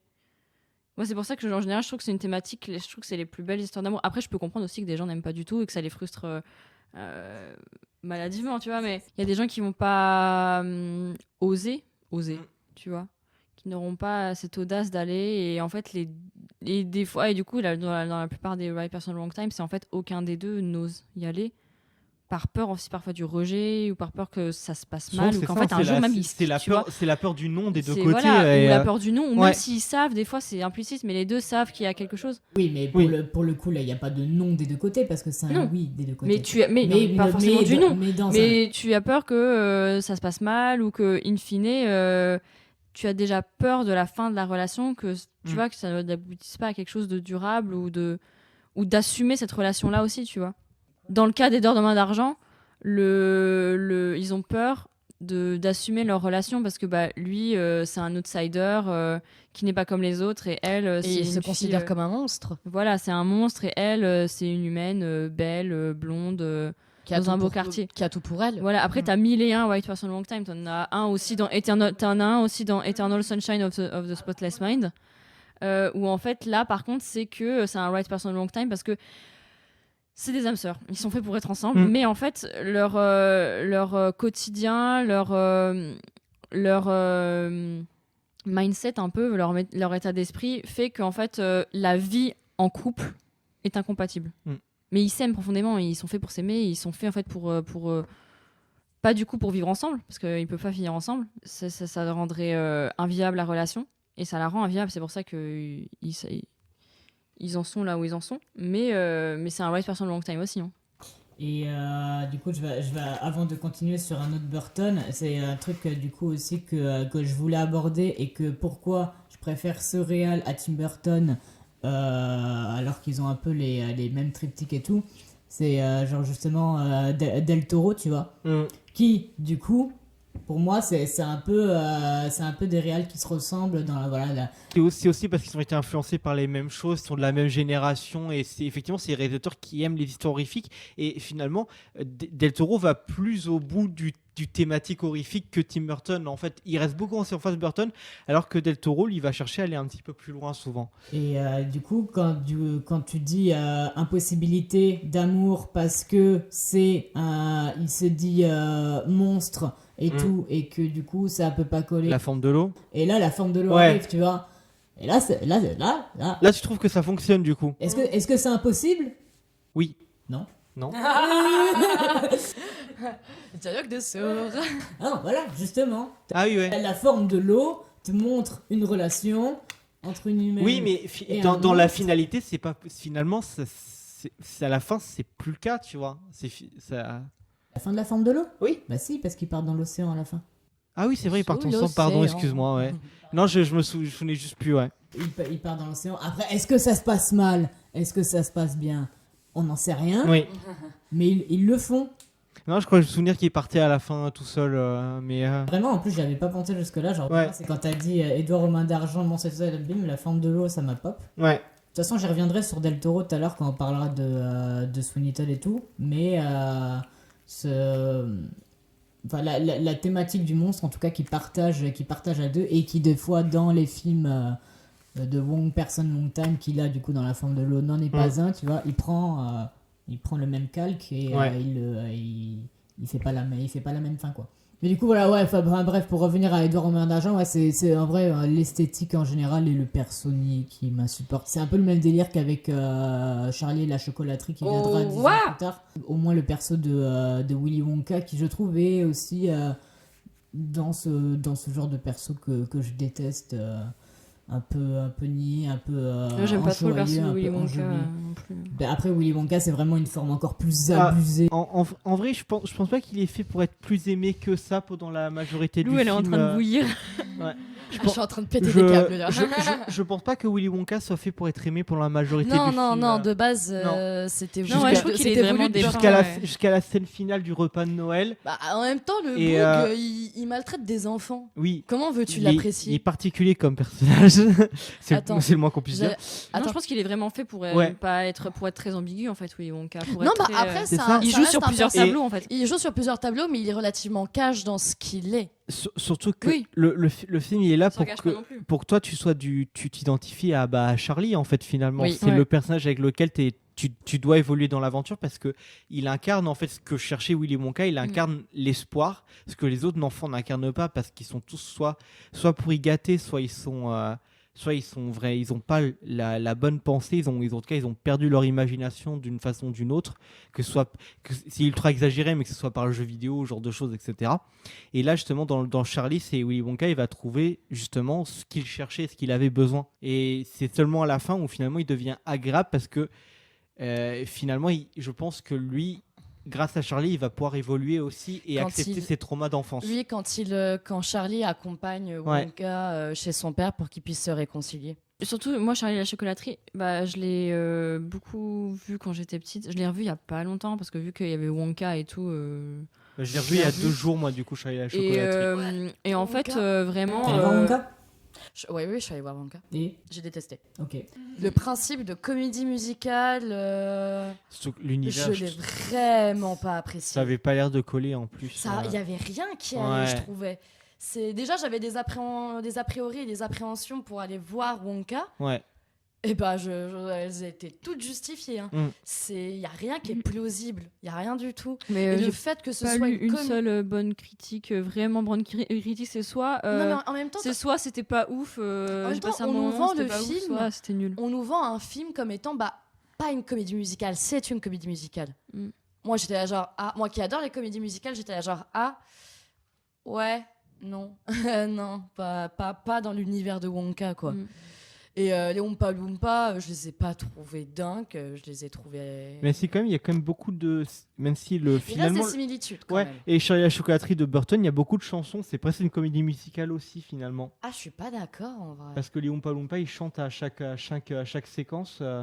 Ouais, Ah, mais là ouais. dans Wonka, Ils ils font, chantent tous tout le temps quasiment. Ouais, aussi, je sais, je Donc m'en doute, ça, c'est j'étais là différent. genre, mais putain les gars. Mais Ouais, Charlie et la chocolaterie, pourtant je le connais bien, ce film, je l'ai beaucoup vu et tout, mais c'est vraiment pas le meilleur Burton, quoi, rétrospectivement. Après, du coup, moi j'avais lu quand j'étais petite l'histoire, enfin le roman original, et en plus, c'est quand même assez respecté, il me semble. c'est le plus proche, en tout ouais. cas, du roman original, C'est celui de plutôt, Burton. Ouais. il a pas trop fait d'écart en Non. termes de scénario. Mis à part moderniser, mettre des Voilà. trucs ultra modernes. Mais sinon, ouais, en fait, les enfants, ils gagnent pas parce que, enfin, ils arrivent pas jusqu'au bout de l'aventure parce que, en fait, ils sont fake un peu. Soit ils sont pourri gâtés, soit ils sont insupportables, ils sont tête à claque. La gamine avec le chewing-gum. Ouais, voilà. Ouais. Et en fait, c'est J'arrivais Et pas. en fait, j'y arrivais c'est pas. Charlie qui va jusqu'au bout parce que il est authentique. Mais pourquoi? Parce qu'il Ouais. est pauvre, en fait. C'est très. Waouh, enfin, c'est s'il engagé. s'il faut résumer, non mais c'est ça, c'est Charlie, il est pauvre, donc en fait, il peut pas avoir de. Ah, c'est pas vraiment ça, c'est surtout qu'il a en fait, c'est que malgré sa pauvreté, en fait, c'est que en plus il a du cœur, c'est-à-dire que à tout moment. C'est un petit. Oui, mais parce enfant qu'il est beau, gentil. il a du cœur. Enfin, c'est un peu comme ça, je trouve. En fait, c'est vraiment, en tout cas, il incarne. Tu sais, c'est un peu, ils ont rien, ils donnent tout. Tu vois ce que je veux dire? C'est un peu ça, effectivement, mais c'est une critique qu'on peut faire globale à toute l'œuvre de Roald Dahl de toute manière, mais finalement, je trouve que c'est bien exploité cette thématique aussi de finalement, c'est celui qui a le moins de choses qui finalement qui est le plus apte à Qui ressort vainqueur. C'est une chanson de mec, ça. les chansons. Peut-être. J'ai pas le droit de rire parce que j'adore Nekfeu, mais je ris quand même un peu. Et puis surtout, je trouve que En fait, c'est un peu Nick les clones. Mon Dieu. Ouais, mais c'est le. Et aussi je trouve que il y a si je dis pas de bêtises, c'est le premier film de Burton qui est sur caméra numérique et je trouve que son univers passe moins bien sur caméra numérique que sur caméra à pellicule. Attends, tu parles de Charlie Charlie la chocolaterie. Oui, ça, Ouais. ça je m'étais Et fait en la fait, réflexion, ouais. c'est trop lisse pour Burton finalement Oui. et visuellement En fait, Charlie la chocolaterie, c'est Ouais. très froid. c'est trop froid. Oui. Finalement c'est trop Et froid visuellement. ces autres films aussi le sont. Beetlejuice, on peut pas dire que c'est un film très Ah, chaleureux. tu regardes Sleepy Hollow. mais- Ça reste beaucoup plus chaud au niveau de l'esthétique. Mais hein. oui, mais voilà, il y a quelque Il y chose. a des couleurs vibrantes et là il y en a pas dans En fait, Charlie il y a la quelque chose de chocolaterie. très, en fait, il y a quelque chose de très communicatif dans Ouais. dans Beetlejuice, dans Et je dans pense que c'est Main une critique en d'argent. même temps de Et c'est quelque l'ultra-modernité chose de aussi. super. C'est très très froid Ouais. Ah, c'est une- dans Charlie la chocolaterie. Ça a été fait la même année que Les Noces Funèbres, non?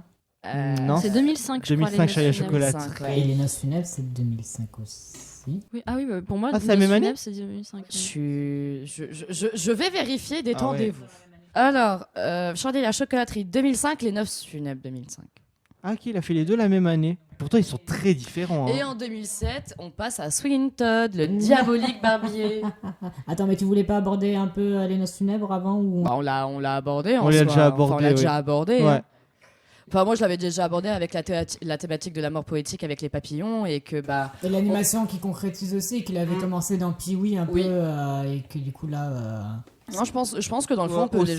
Aussi qu'il a concrétisé avec son travail avec Henry Selick aussi de toute manière sur L'étrange Journal de Monsieur Jack où là c'était en fait, c'est pas lui qui l'a réalisé mais finalement je pense c'est grâce à sa relation avec Henry Selick qu'il va justement lui-même se dire je vais continuer en stop motion parce qu'il y a de l'idée et j'ai concrétisé là-dedans. Mais c'est un très beau projet, L'étrange de Monsieur Jack, Ouais. justement, dans cette, cette collaboration avec Henry Selick, parce que C'est des aucun esprits qui des sont deux. tellement proches. C'est ça, ouais. et aucun des deux n'a été mis de côté pendant la non, dans les création, chansons. Non, mais le processus c'est- créatif, quoi. C'est vraiment, tu vois qu'ils sont complémentaires les deux et dans l'esthétique ça se sent. Les films d'Henry Selick sans Burton, ils sont très différents. Les films de Coraline, Burton, ouais, par exemple. les films de Burton sans Selick sont très différents aussi. Et tu vois que finalement, si tu mets les deux ensemble, bah en fait, mais malgré les différences, c'est quand même des esprits qui collent et ça fonctionne super C'est bien. très complémentaire. Ouais. Et notamment, l'idée vient, enfin dans L'étrange de Monsieur Jack, l'idée de base vient de Tim Burton parce que c'est adapté d'un poème qu'il avait écrit quand il était encore dessinateur chez Disney, ouais, il travaille sur Roxy Rookie. Et il a repris ce poème-là, qui était très court, hein, Ouais. et il en a écrit Une parodie. ils en ont écrit toute une histoire, en Ouais. fait, une sorte de conte, parce que je trouve que c'est vraiment construit comme un conte, L'étrange C'est de vraiment Monsieur un Jack. conte, ouais. Il a fait appel à Danny Elfman pour la musique, qui est le Comme dans compositeur, beaucoup de ses films. voilà, le compositeur phare de. Et là, en Et plus, ça marche, ouais, il peut- vraiment, quoi. L'association, il Ouais. a vraiment une équipe qui. Vraiment- c'est toujours les mêmes personnes. C'est un bon noyau. Je Et- trouve que, et- je trouve que c'est rare les réalisateurs qui ont des noyaux comme ça. Et là, maintenant. en plus, avec L'étrange de Monsieur Jack, Elfman, il a pu montrer aussi ses talents de parolier, autre Ouais. Oui, parce que c'est lui qui a Bah, écrit. pour, Mrs. et du coup, Halloween, ils écrivaient la musique le. d'entrée, Ouais. Ils écrivaient le scénario en même temps que lui composait et écrivait les paroles parce qu'ils étaient super galères en niveau de Surtout qu'il timing. vient du rock, en plus Daniel Elfman de base, Ouais. donc c'est un parolier. Ils avaient pris avant énormément de retard parce que de Ouais. base, ça devait être un scénariste qui n'a rien fait. Ouais. Et du coup, c'est, si je me trompe pas, c'est la petite amie de Henry Selick qui a écrit du coup le scénario, en fait, qui a repris le scénario Ok, au début. Ça, je savais pas du tout. À pour le zéro, coup, ouais. mais de base ça devait être un autre réalisateur qui n'a vraiment un autre scénariste qui n'a vraiment Oh, oui. rien fait, Ça arrive. rien écrit. Ça arrive dans beaucoup. Et du hein. coup, ils ont Beaucoup de été, projets, ouais. On peut pas nier. ils ont été vraiment en retard en fait. Ouais. Et du coup, ils écrivaient le scénario en même temps que Danny Elfman composait et écrivait les paroles, et ça s'est fait vraiment. C'est comme le processus est vraiment fleuve, quoi. C'est vraiment très. Ils ont vraiment fait le truc dans le flow, quoi, dans le léger qui arrivait petit à petit, et ils tournaient aussi en même temps. Hein. Mm. Ils commençaient le tournage qu'ils n'avaient pas fini d'écrire et de composer. This is Halloween. On en voit un à Sweeney Todd. Oui. Pareil, on retrouve les talents de parolier de Danny Elfman qui sont fantastiques. Ouais, et d'ailleurs, Dans Sweeney Todd. dans Sweeney Ouais. Todd, ouais. Pour autant, vraiment, c'est mon film préféré Ouais. de Burton, tu vois. Ouais. C'est l'une de mes comédies musicales préférées aussi. Avec Moulin Justement. Rouge. Et justement, je trouve pas que niveau parole de chanson ou de rythmique en soi, Ah, bon. ça soit les meilleurs zik non plus. Tu vois, j'adore le film, hein, j'adore tout ce que fait le mais film, je- mais, Non, mais les musiques, c'est pas. je trouve que Danny Elfman est quand même très très fort sur celui-là aussi. Hein. Les thèmes musicaux, ils sont super bien réussis. Déjà, à pas oublier que Burton, depuis les années 80, il a toujours voulu faire une comédie musicale. Et là, ça a été enfin quand il a concrétisé l'ambition avec oui, c'est DreamWorks que j'avais noté.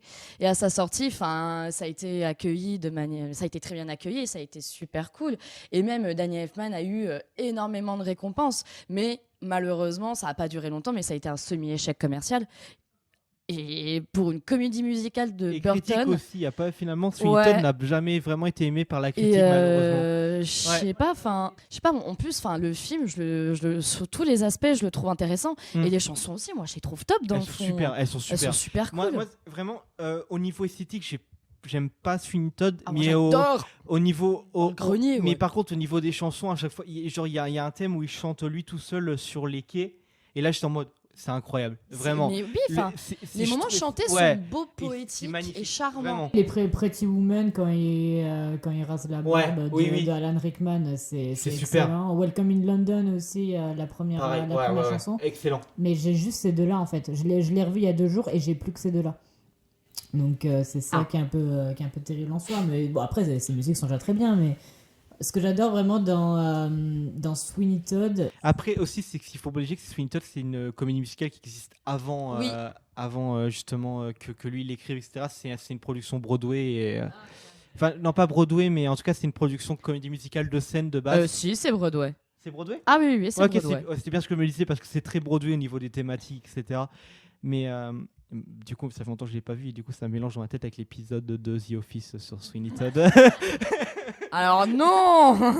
Non, du coup, ce que je voulais dire, c'est que, tu vois, pour moi, c'est là où il affirme le plus son côté gothique, son côté noir et tout ça. Ça, un peu comédie noire. Ouais. Et c'est plus sanglant aussi, visuellement. C'est son plus sanglant. Genre vraiment, il y a quand même Sweet Sleepy Hollow. Sleepy Hollow, je suis pas d'accord. Pour moi, son plus sanglant, justement, c'est Il y a Sleepy. quand même un moment où t'as que du sang dans Sleepy Hollow. il fait que trancher les gorges pendant c'est 1h30 dans ce qui ressort pas mal et ce que j'adore c'est que c'est vraiment le seul truc coloré du film, tu vois. C'est que ça c'est stylé en vrai. Toute cette ambiance noire, mais à part les flashbacks aussi où du coup il veut faire une différenciation de colorimétrie en mode c'est un flashback joyeux, du coup c'est coloré par rapport à la triste réalité noire de Londres, tout ça. J'adore cette esthétique très Jack l'Éventreur, tu vois. C'est vraiment ce truc là. Et du coup j'ai lu un peu vite fait d'où ça vient, Sweeney Todd et tout, et ça vient d'un vrai folklore. Oui, ça vient d'un folklore anglais, d'un personnage du folklore. Ouais. Donc et puis même il y a eu aussi des histoires que en vrai que en France il y a eu ce genre de bail d'un barbier tueur, d'un barbeur fou avec une meuf qui faisait à manger en bas et que du coup il nourrissait. Oui, parce que ça parle de cannibalisme en plus, Sweeney Todd.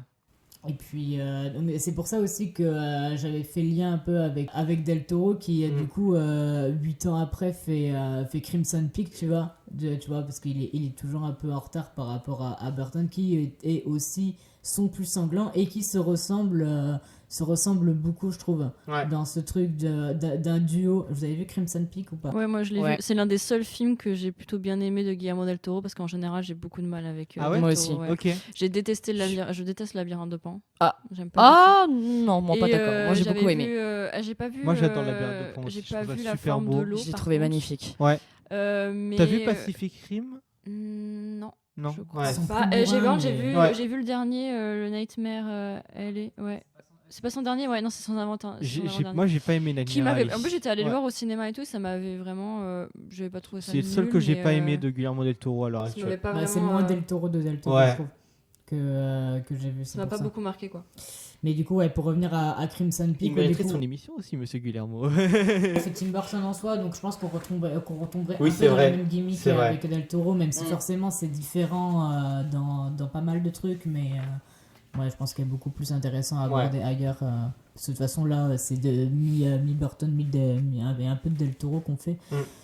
Oui, du coup, par rapport à Crimson Peak, où c'est aussi genre deux gens, bon là c'est un frère et une sœur dans le pitch, qui du coup dans leur maison, dans leur habitat aussi, exploitent des gens prendre leur sang et tout. Mais du coup, ce truc dark, tu vois, qui commence à aborder, et l'aspect dark qu'assume enfin Burton dans la suite des Noces funèbres et tout. Et c'est vraiment ce truc, c'est vrai. Sweeney Todd, c'est vraiment sa proposition la plus décalée, je trouve. Alors vraiment la comédie musicale dark comme ça, qui fait, je trouve, un peu suite, bon c'est pas du tout dark ça, à Moulin Rouge, qui si vraiment Quoi mais dans cet aspect comédie musicale décalé, tu vois, parce que c'est très loufoque aussi, Moulin Rouge, plus dans le délire de bruitage de Golemont, tout ça, mais tranquille. Puis même Non, mais au niveau des bruitages, j'en revenais pas à Moulin Rouge. cet aspect où aussi par rapport à la thématique de sa femme, où le méchant c'est un juge, ou dans Moulin Rouge c'est une sorte de bureaucrate haut placé dans la justice. Là aussi le méchant c'est un juge contre c'est une espèce de noble dans Moulin Rouge. Les protas qui sont plus dans un délire artistique, donc vraiment cet aspect artiste contre bureaucrate judiciaire méchant, même si pour le coup Sweeney Todd n'est vraiment pas un protagoniste. Non, absolument pas. C'est vraiment, pour moi, c'est aussi un des entas du film en soi, parce que la seule protagoniste, c'est celle qui est jouée par Bonham Carter, qui du coup, elle est... bon, même si elle fait bouffer de la viande humaine aux gens. Après, faut pas oublier qu'on est au 19e siècle à Londres aussi. Hein. Mais du coup, pour bien insister sur le fait que Sweeney Todd, par rapport à plein d'autres persos mis en scène par Burton, est l'un de ses protagonistes qui est pas du tout protagoniste. Bah, le but, c'est qu'en fait, vu qu'il a souligné le fait que Sweeney Todd revenait d'exil, ça, c'était pas non plus dans l'optique qu'il soit justement protagoniste. Ça paraît juste logique dans un certain sens. Vu que ça fait pas mal de temps, là, on passe à Big Eyes. Ouais, peut-être le dernier, enfin l'un des derniers films qu'on va aborder, parce qu'on l'a fait de façon assez chronologique. Après, par exemple, on n'a pas parlé d'Alice au Pays des Merveilles. Que par contre, je pense que ce serait bien de mais on peut peut-être dire le lier à Charlie et la chocolaterie. Qu'on peut je pense que c'est quand même bien de dire peut-être 2-3 mots rapides sur Alice au Pays des Merveilles, parce que personnellement, le premier, j'ai eu un coup de cœur immense pour ce film, aussi bien dans l'esthétique que dans l'histoire. Je le trouve attachant même dans les personnages. Donc, après vous, je sais pas, mais juste quelques mots vite fait sur Alice au Pays des Merveilles, comme ça on passe à En vrai, c'est l'un des films les plus créatifs qui est fait Disney dans leur adaptation. Hein. Tout ce qu'a fait Burton en termes de même Dumbo, en fait, il a été beaucoup décrié, mais En fait, ça reste une réinterprétation originale de l'histoire, et c'est quand même stylé à voir. Voilà. Ça a l'avantage de ne pas être une copie plan par plan, comme par exemple les remakes de Jon Favreau. Il a cet avantage quand même d'avoir de l'inventif. Oui, non, ça a au moins le mérite d'essayer des choses, de vouloir proposer autre chose. Même, je crois que c'est comme ça que j'ai découvert Alice, en plus avec. Je crois que c'est le premier film aussi, Alice au Pays des Merveilles, que j'ai vu.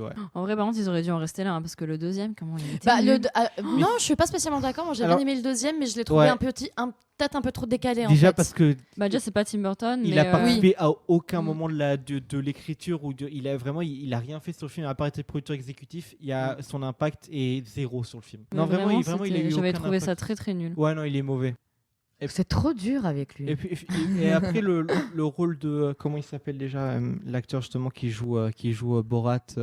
C'est Sacha Baron. C'est Sacha Baron Cohen, qui joue du coup parce que il a une période en fait post-Borat où en fait il était trop médiatisé, et en fait il a joué après que des personnages qui étaient très maquillés, on le reconnaissait à peine, et ça fait partie de ces rôles-là.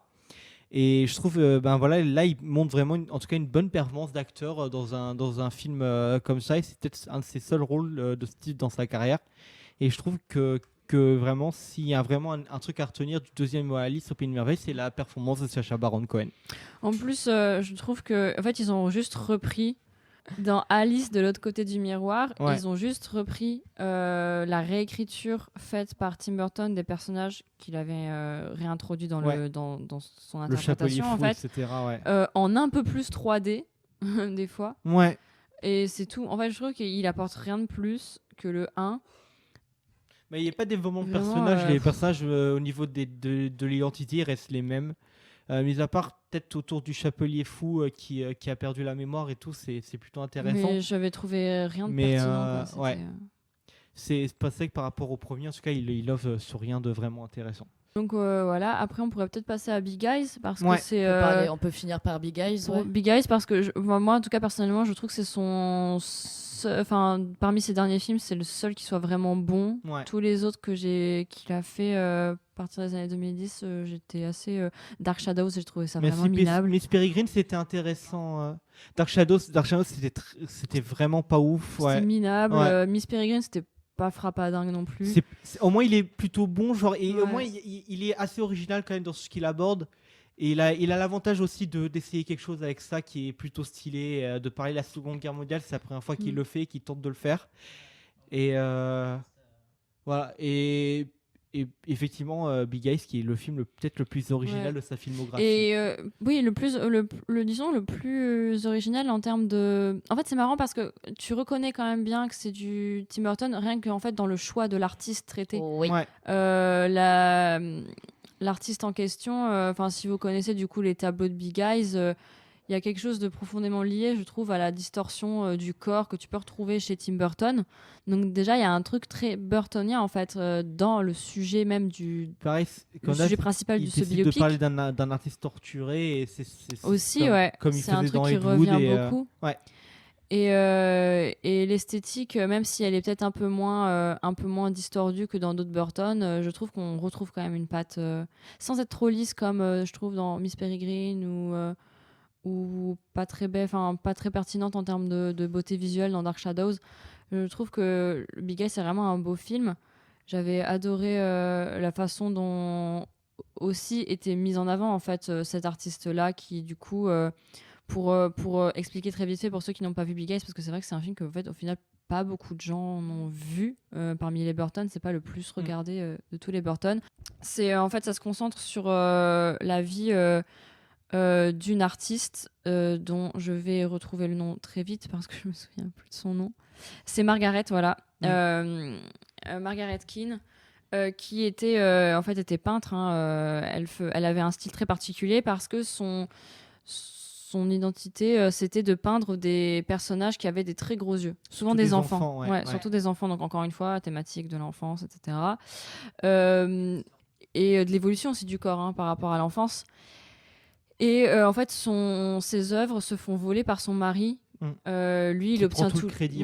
il obtient tous les crédits de ses œuvres et il se fait passer pour l'auteur. Et le truc, c'est que en fait, elle vit dans l'ombre vraiment de son mari. Et elle se fait violenter aussi par lui, que ce soit violence psychologique, violence physique. Ils ont une enfant ensemble et un jour, la vérité éclate et il y a aussi une scène de procès. Ils cachent cette vérité à leur enfant pendant la majorité de son enfance. Sauf que l'autrice véritable de ces tableaux est un jour découverte et voilà quoi. Et du coup, moi j'avais vraiment beaucoup aimé Big Eyes. Je l'avais revu il y a quelques années aussi. Ce que j'avais beaucoup apprécié justement moi dans Big Eyes, c'est le fait quand elle part avec sa fille à Honolulu, je crois. Ouais. C'est ça, elle rencontre les témoins de Jéhovah et elle veut se rebeller, contre le profit et tout. Et cette recherche d'entité intérieure personnelle, comment elle était mise en avant, je l'ai trouvée relativement intéressante, mais assez invisible. Il fallait quand même bien creuser pour comprendre ce détail. C'est ce qui m'a particulièrement plu juste dans Big Eyes, c'est cette quête d'intériorité. Que j'ai trouvé relativement intéressante. Et même quand on nous la présente au début du film avec ses peintures, je me suis dit, ok, ça va me plaire. Non, et puis aussi ce truc de, du coup, elle est victime de son mari, mais elle a quand même elle est quand même intérieurement très forte, quoi. Elle n'est pas seulement la victime de son mari, parce que, in fine, elle part avec sa fille, et puis en plus, elle va se battre pour que justement son travail soit reconnu. Et du coup, j'aime beaucoup aussi la façon. Et très vite, en fait, elle va aussi souffrir de. Elle va se rendre compte qu'elle est en train de se faire entourlouper. Parce que je crois qu'il y a une des premières scènes où il y a une sorte d'exposition. Elle se rend compte en fait, de la gravité de la situation quand même. Et c'est un truc dans lequel elle va être entraînée pendant des années, jusqu'au jour où ça va être découvert, quoi. Mais en plus, je trouve que esthétiquement, il est quand même assez intéressant. En plus, Big Eyes, pour un film totalement de Burton qui, en plus, est inspiré d'une histoire vraie et qui est totalement en live action. Et je trouve qu'il arrive quand même à émaner d'une ambiance et d'un univers visuel particulier. Oui, et qui reste très réaliste quand même. Il n'y a aucun élément fantastique dans le film. Ouais. Qui reste très mis à part réaliste. vite fait, genre quand je crois que c'est le perso du coup joué par l'actrice, comment elle s'appelle, c'est celle qui fait les enfin le nom du personnage en tout cas. C'est Margaret King. Margaret, genre qui voit du coup les vrais gens Oui. avec des gros Oui, yeux. C'est le seul aspect plus ou moins fantastique. Plus ou moins fantastique du film, et c'est une hallucination, quoi. Ouais. Donc c'est vraiment c'est ça aussi que j'aime bien avec Big Eyes. Et puis même dans sa film en général, vu que mes films préférés c'est genre tu vois, Sweeney Todd, Ed Wood et Big Eyes, et en fait je me rends compte que c'est ces films les plus terre à terre que je préfère, qui sont plus ancrés dans une réalité hors de toute sa panoplie de créatures qu'il a pu avoir. C'est vraiment les trucs les plus les plus ancrés, et malgré le fait que ça soit ancré dans une réalité, qu'il insuffle une patte esthétique malgré tout le gothique dans la réalité. Et toujours, il aborde toujours ces thématiques de cœur, donc les outsiders, l'enfance, etc. Et ça, c'est quelque chose qui gardera... restant sur l'humain. C'est et ça. même si dans Big Eyes, il reste dans l'humain, le perso joué par Christopher Waltz, du coup, en ayant vu tous ses films, c'est le perso vraiment le plus monstrueux qu'il a mis, des en vrais scène monstres, de toute sa film. Moi, je trouve il est vraiment tellement malveillant, malicieux, tu vois. Pourtant le perso de Sweeney Todd, tu vois, il tue des gens à la pelle pendant 1h30 pour faire ce qu'il fait. Mais lui, il a quelque chose d'encore plus encore plus malsain. En fait, il a quelque chose de pervers aussi, parce que ça c'est Christopher Waltz, c'est un peu la force de son acting, c'est qu'en fait il est assez charismatique quand même. Il a une charisme vraiment d'acteur, et du coup il a une prestance, il a une aura qui lui donne une sorte de pouvoir manipulateur, et il est très très influent en fait. Et moi aussi, ce que j'aimais bien dans Big Eyes, c'est que il a repris un peu les éléments phares de sa filmo, de son univers, notamment Danny Elfman pour la musique originale. Mais en fait, c'est que des fois, et j'aime beaucoup les BO de Danny Elfman, mais des fois, tu peux un peu les confondre entre les films. Je trouve que des fois, Danny Elfman a un peu du mal à... Est-ce qu'il a des formules rythmiques et thématiques Par exemple, entre la musique de Edouard de Main d'Argent et entre la musique de Batman le Défi, il y a assez... c'est tu très, fais côté très, les très, deux, très je ne saurais pas dire laquelle vient tu sais que c'est Danny Elfman, tu sais que c'est d'un film de Tim Burton, mais tu n'arriveras pas forcément à dire duquel. Bon, tu vas peut-être dire Edouard de Main d'Argent parce que c'est le plus connu, tu vois, mais je veux dire, grosso modo, tu vas quand même avoir du mal. Et je trouve que là, dans Big Eyes, il a vraiment réussi à... tout en insufflant de sa patte artistique qui lui est propre, à vraiment construire quelque chose de propre au film aussi, et notamment par la musique avec du coup Danny Elfman et Lana Del Rey. Merci. Qui vraiment, je trouve que ça fait le film, quoi. Le côté un peu jazzy dans justement la chanson titre qui s'appelle Big Eyes, et puis la chanson de fin qui est beaucoup plus libératrice. Qui est beaucoup plus lumineuse en fait.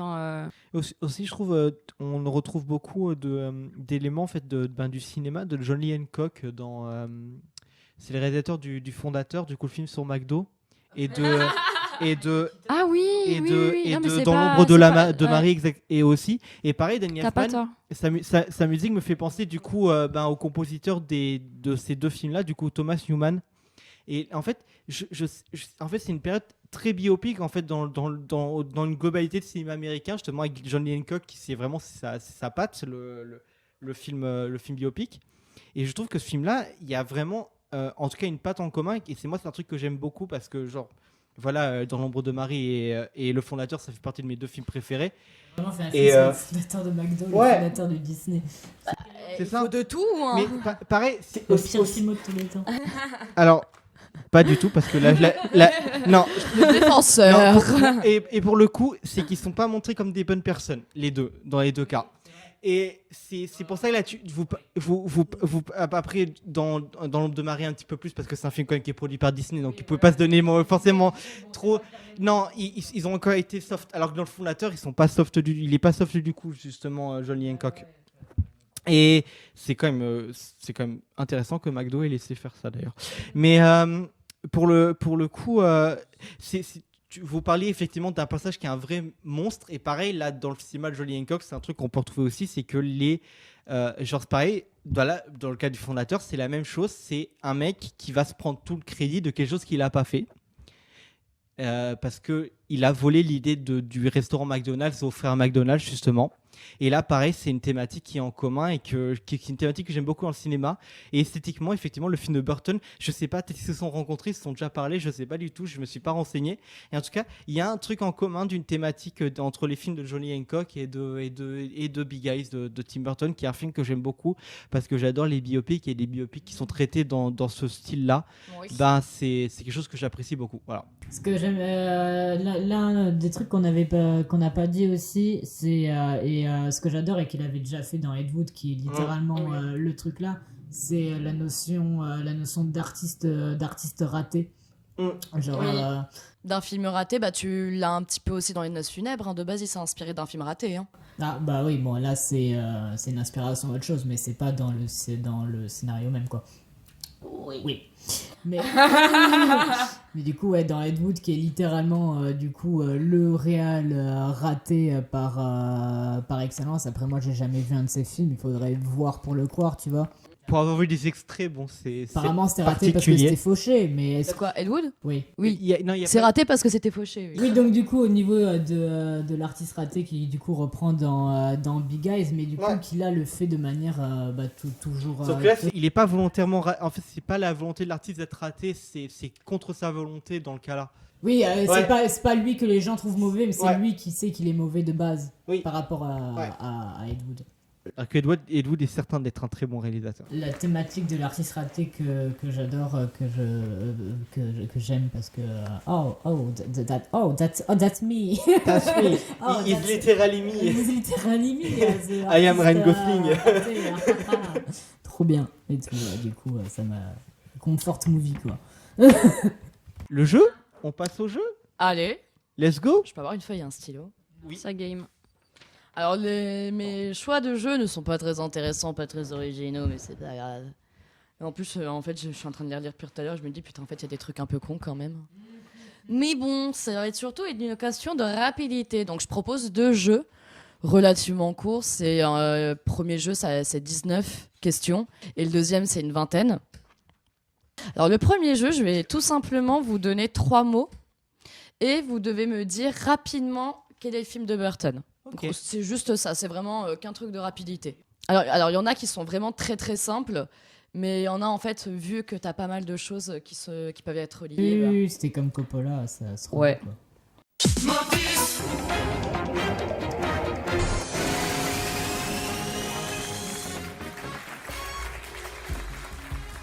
Donc, fantôme, danse, maison, Beetlejuice. lapin, oui. Il y a aussi un lapin dans Ah, ça, Beetlejuice. j'ai oublié qu'il y a un lapin. Il y a un lapin dans Beetlejuice, oui. C'est pour qui? Bah moi, du coup. Bela Lugosi, réalisateur. Ed Wood. Loser. Ouais. Chanson, traducteur, Maison Blanche. Mars Attacks. Ouais. Ah oui. Putain, en fait, c'est de la merde mon jeu. Non, oui, d'accord. Non, Non, mais là, j'attends un retour, bande de. En rapidité, nul. je suis nul, donc de toute manière. Vampire, sorcière. Dark Shadows. C'est bien. Ah, bravo, Kylian. Débile. Puis oui. Putain, ouais.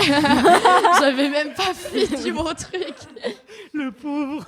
Futur, guerre, science-fiction. Miss Peregrine. Non, Ah non, ma merde, du coup, non. Mars Attack. non. Déjà dit et non. La planète des singes. Ouais. Ah bah oui, mais en fait, on est trop bêtes. Aïe. Chien. Frankenweenie. Ouais, en plus, on en a même pas parlé. Je suis trop deck, j'adore Non. ce film. J'en ai légèrement parlé du court-métrage à un moment, mais... Autopsie, sorcière, décapitation. Ah, Cipiolo. Ouais. ouais, j'ai- Alors, invisible, pouvoir, 1943. ah bah Miss Peregrine. Là, oui. Ouais. Et le dernier, géant, fleur, conte. Big Fish. Bah oui, Ouais. Big Fish, putain. Ouais. Alors pareil, là, c'est juste des questions sur la vie de Burton en soi et sur sur ses acteurs et sur ses films. Ok. Donc en fait, non, il y en a moins d'une vingtaine. Mais il y en a quand même il y a quand même certaines questions qui sont assez traîtres, comme celle-là. Quel a été le premier long métrage de Tim Burton, mais attention, dans sa longueur? Son premier film le plus long. Oui. L'étrange Noël, Il est très court. Pee-wee ou Batman? Batman, ouais. Batman. Et non. Non. Ouais, mais l'étranger, c'est pas lui qui l'a réalisé en soi. Hein. Et bah non, c'est même pas Batman. C'est Pee-wee. C'est Pee-wee parce qu'il y a eu une première version qui durait 2h30. 2h30. 2h30 Eh ouais. Oh, la non, torture. pas 2h30 de Pee-wee. mon Ah Dieu. si, et moi je l'ai vu. Et bah putain, Oh. c'est de la merde. T'imagines Bon, 2h30. Et oui, t'as eu une première version de Pee-wee qui a duré 2h30. C'est terrifiant. Alors quel est l'écrivain qui a influencé le style de Burton? Ah oui, pardon. Écrivain. Anne Rice, Poe ou Alan Stephen Poe. King? Poe. Ouais, parce qu'il en parle beaucoup de Alan Poe dans ses interviews. Et en plus, son premier court-métrage, Vincent, est inspiré en plus d'un roman. Il le dit même ouais. que Vincent ne fait que lire des livres d'Alan Poe. Ouais, mais son premier court-métrage s'appelait Vincent d'ailleurs aussi. Quel élément symbolisant le passage retrouve-t-on les films suivants: Les Noces funèbres, Beetlejuice, Sleepy Hollow? Le poison, l'escalier ou le pont? L'escalier, je crois. Tu veux que je répète la question? Ouais, je... Quel élément symbolisant le passage, la thématique du passage, retrouve-t-on dans les films suivants? Le poison. Moi, j'aurais dit le poison. Poison, poison. Bah, je dis l'escalier, moi. Et non, c'était le pont. Ah, On est Parce trop que nuls. le passage, par exemple, dans... Voilà, c'est Parce que bon. par exemple, dans Les Noces funèbres, le passage de Vincent quand il demande à Émilie de l'attendre dans la forêt, en fait, c'est tout un pont. Il traverse un pont pour aller dans la forêt. Pareil, Charlie la chocolaterie qui passe pour aller à la chocolaterie, c'est un pont. Dans L'étrange Noël de Monsieur Jack, où Jack est pas bien, c'est un pont. Dans tous ces films, t'as des C'est ponts. que j'avais oublié le pont Oui, c'est dans vrai. l'étrange Noël. Et ouais. dans Beetlejuice aussi, que l'accident, je crois, c'est. Ouais. Je crois que c'est sur un pont aussi, ouais. Ah. Alors, lequel ou lesquels de ces films a-t-il produit? James et la pêche géante, numéro 9, Cabin Fever. Il a produit James et la pêche Ouais. géante, ça j'en suis sûr. James et la pêche. Parce que c'est un film d'Henri Selick. Et tac, tac, tac. Il y en a plusieurs propos, c'est ça? Bah, vous de me le dire. Redis les deux autres. Numéro 9 et Cabin Fever. Moi, je dis que James et la pêche géante. Et numéro 9, attends. C'est une esthétique, c'est pas Célique, mais c'est une esthétique Célique, je crois. Bah, je vais dire numéro 9 aussi. Alors, attends, toi, tu restes sur un film. Ouais. Toi, tu prends les deux là. Ouais. Les deux là. Ouais. Et bah, Maz, t'as un point. Merci. Mm. T'as 2 points Kix. T'as 1, 2, 3, 4. T'as 2 points Gwen. Mais en Ouais. fait, il a produit les 3. Ok. Ah, ok. Ouais. Chef. Cabin Fever, c'est de Pas qui mal, ça pas hein mal. Alors attends, je te redis parce que j'ai plus dans mes notes. C'est de Adam Resnick. Ok. Je sais pas qui c'est. Je suis pas fan de ce qu'il fait. Dernière question, quel est le titre de son recueil de poèmes et de dessins qui l'a inspiré à Alors- faire tous ses Ah, films? mon frère est là, mais j'ai plus le nom du truc. Moi, je sais plus. Je l'ai lu quand j'ai préparé. Merde. Je sais plus. Ah là, j'ai oublié. Bah, en fait, si je vous dis pas les trucs, les propositions en même temps, c'est Ouais. pas... Alors, entre La triste vie de l'homme borgne et Autre histoire, La triste fin du petit enfant huître et Autre histoire, Le vilain petit mouton noir et Autre C'est histoire. l'enfant huître. C'est l'enfant huître, ouais. Ouais. Ouais, j'allais dire pareil. Mais je suis pas sûr. Est-ce qu'il y a une horrible histoire d'enfant huître genre il meurt à la fin, mais il se transforme en huître et je crois qu'il meurt. Du coup, c'est Maz qui gagne avec 13. J'ai l'impression qu'elle gagne beaucoup quand même les jeux. J'en ai gagné que 2, je crois. mais- Gwen avec 8 et Ok. Kylian, t'en as 6. Ah, comment t'es trop nul. Ah, ok, c'est engagé. C'était gratuit. Un petit mot sur Burton. C'est mon réel préféré, c'est tout. Et que j'ai envie de. Franchement, Kylian, de toute cette table, c'est celui où j'ai le plus envie de casser la gueule. Ok, c'est cool, hein. Un petit mot sur Burton, bah, que Charlie la chocolatrice, c'est Nick les clones de Necfeu, quoi. Ouais. Que Pour conclure. C'est peut-être le Final. réal avec une des esthétiques les plus originales qui a quand même réussi à avoir un succès populaire et ça c'est fort. Voilà. Que je préfère Del Toro. À méditer. Non, mais il a beau, comment dire, avoir toute cette esthétique et panoplie de monstres et tout ça. Je préfère ces films les plus terre à terre où il se concentre un peu plus sur l'humain. Parce que c'est beau, c'est le cinéma. C'est très poétique ce que tu dis, Kylian, c'est très beau. Et puis voilà, c'était chouette et puis c'était cool de revoir ces films là à la suite parce que c'est un univers qui me plaît beaucoup et c'est Je me toujours, reconnais dans beaucoup de ces films quand même, dans certains eh personnages. ben, pareil, énormément. C'est voilà pour moi c'est un réel que j'ai comme on est beaucoup finalement à l'avoir connu petit et c'est pour beaucoup qui nous accompagne depuis longtemps et c'est très chouette voilà. C'est super. C'est super. Allez, c'est la fin de l'émission. À et la tout, là. prochaine. Oh non. C'est quoi la prochaine émission Mazarine? La prochaine émission sera sur Xavier Dolan. Eh oui, Allez au détriment de Kylian mais Ah bah, en même temps, j'ai eu mon Burton, elle a eu Coppola. et moi j'ai toujours pas Moi j'ai rien eu. Bah non, ah oui, justement. et moi non Faut plus, j'ai faire toujours un- pas eu mon émission. Faut faire mais, un épisode Nicolas Moi Cage j'ai et subi Carpenter juste pour que... depuis le début. Non, moi je veux Sympa, merci. je veux toujours mon épisode Jodan en dessous, moi c'est Jodan Oui, que mais je en veux. plus Ouais. que Kylian a évincé du calendrier Oui. quand même. C'est pas de ma faute, hein. C'est Quoi, Kylian. tu l'as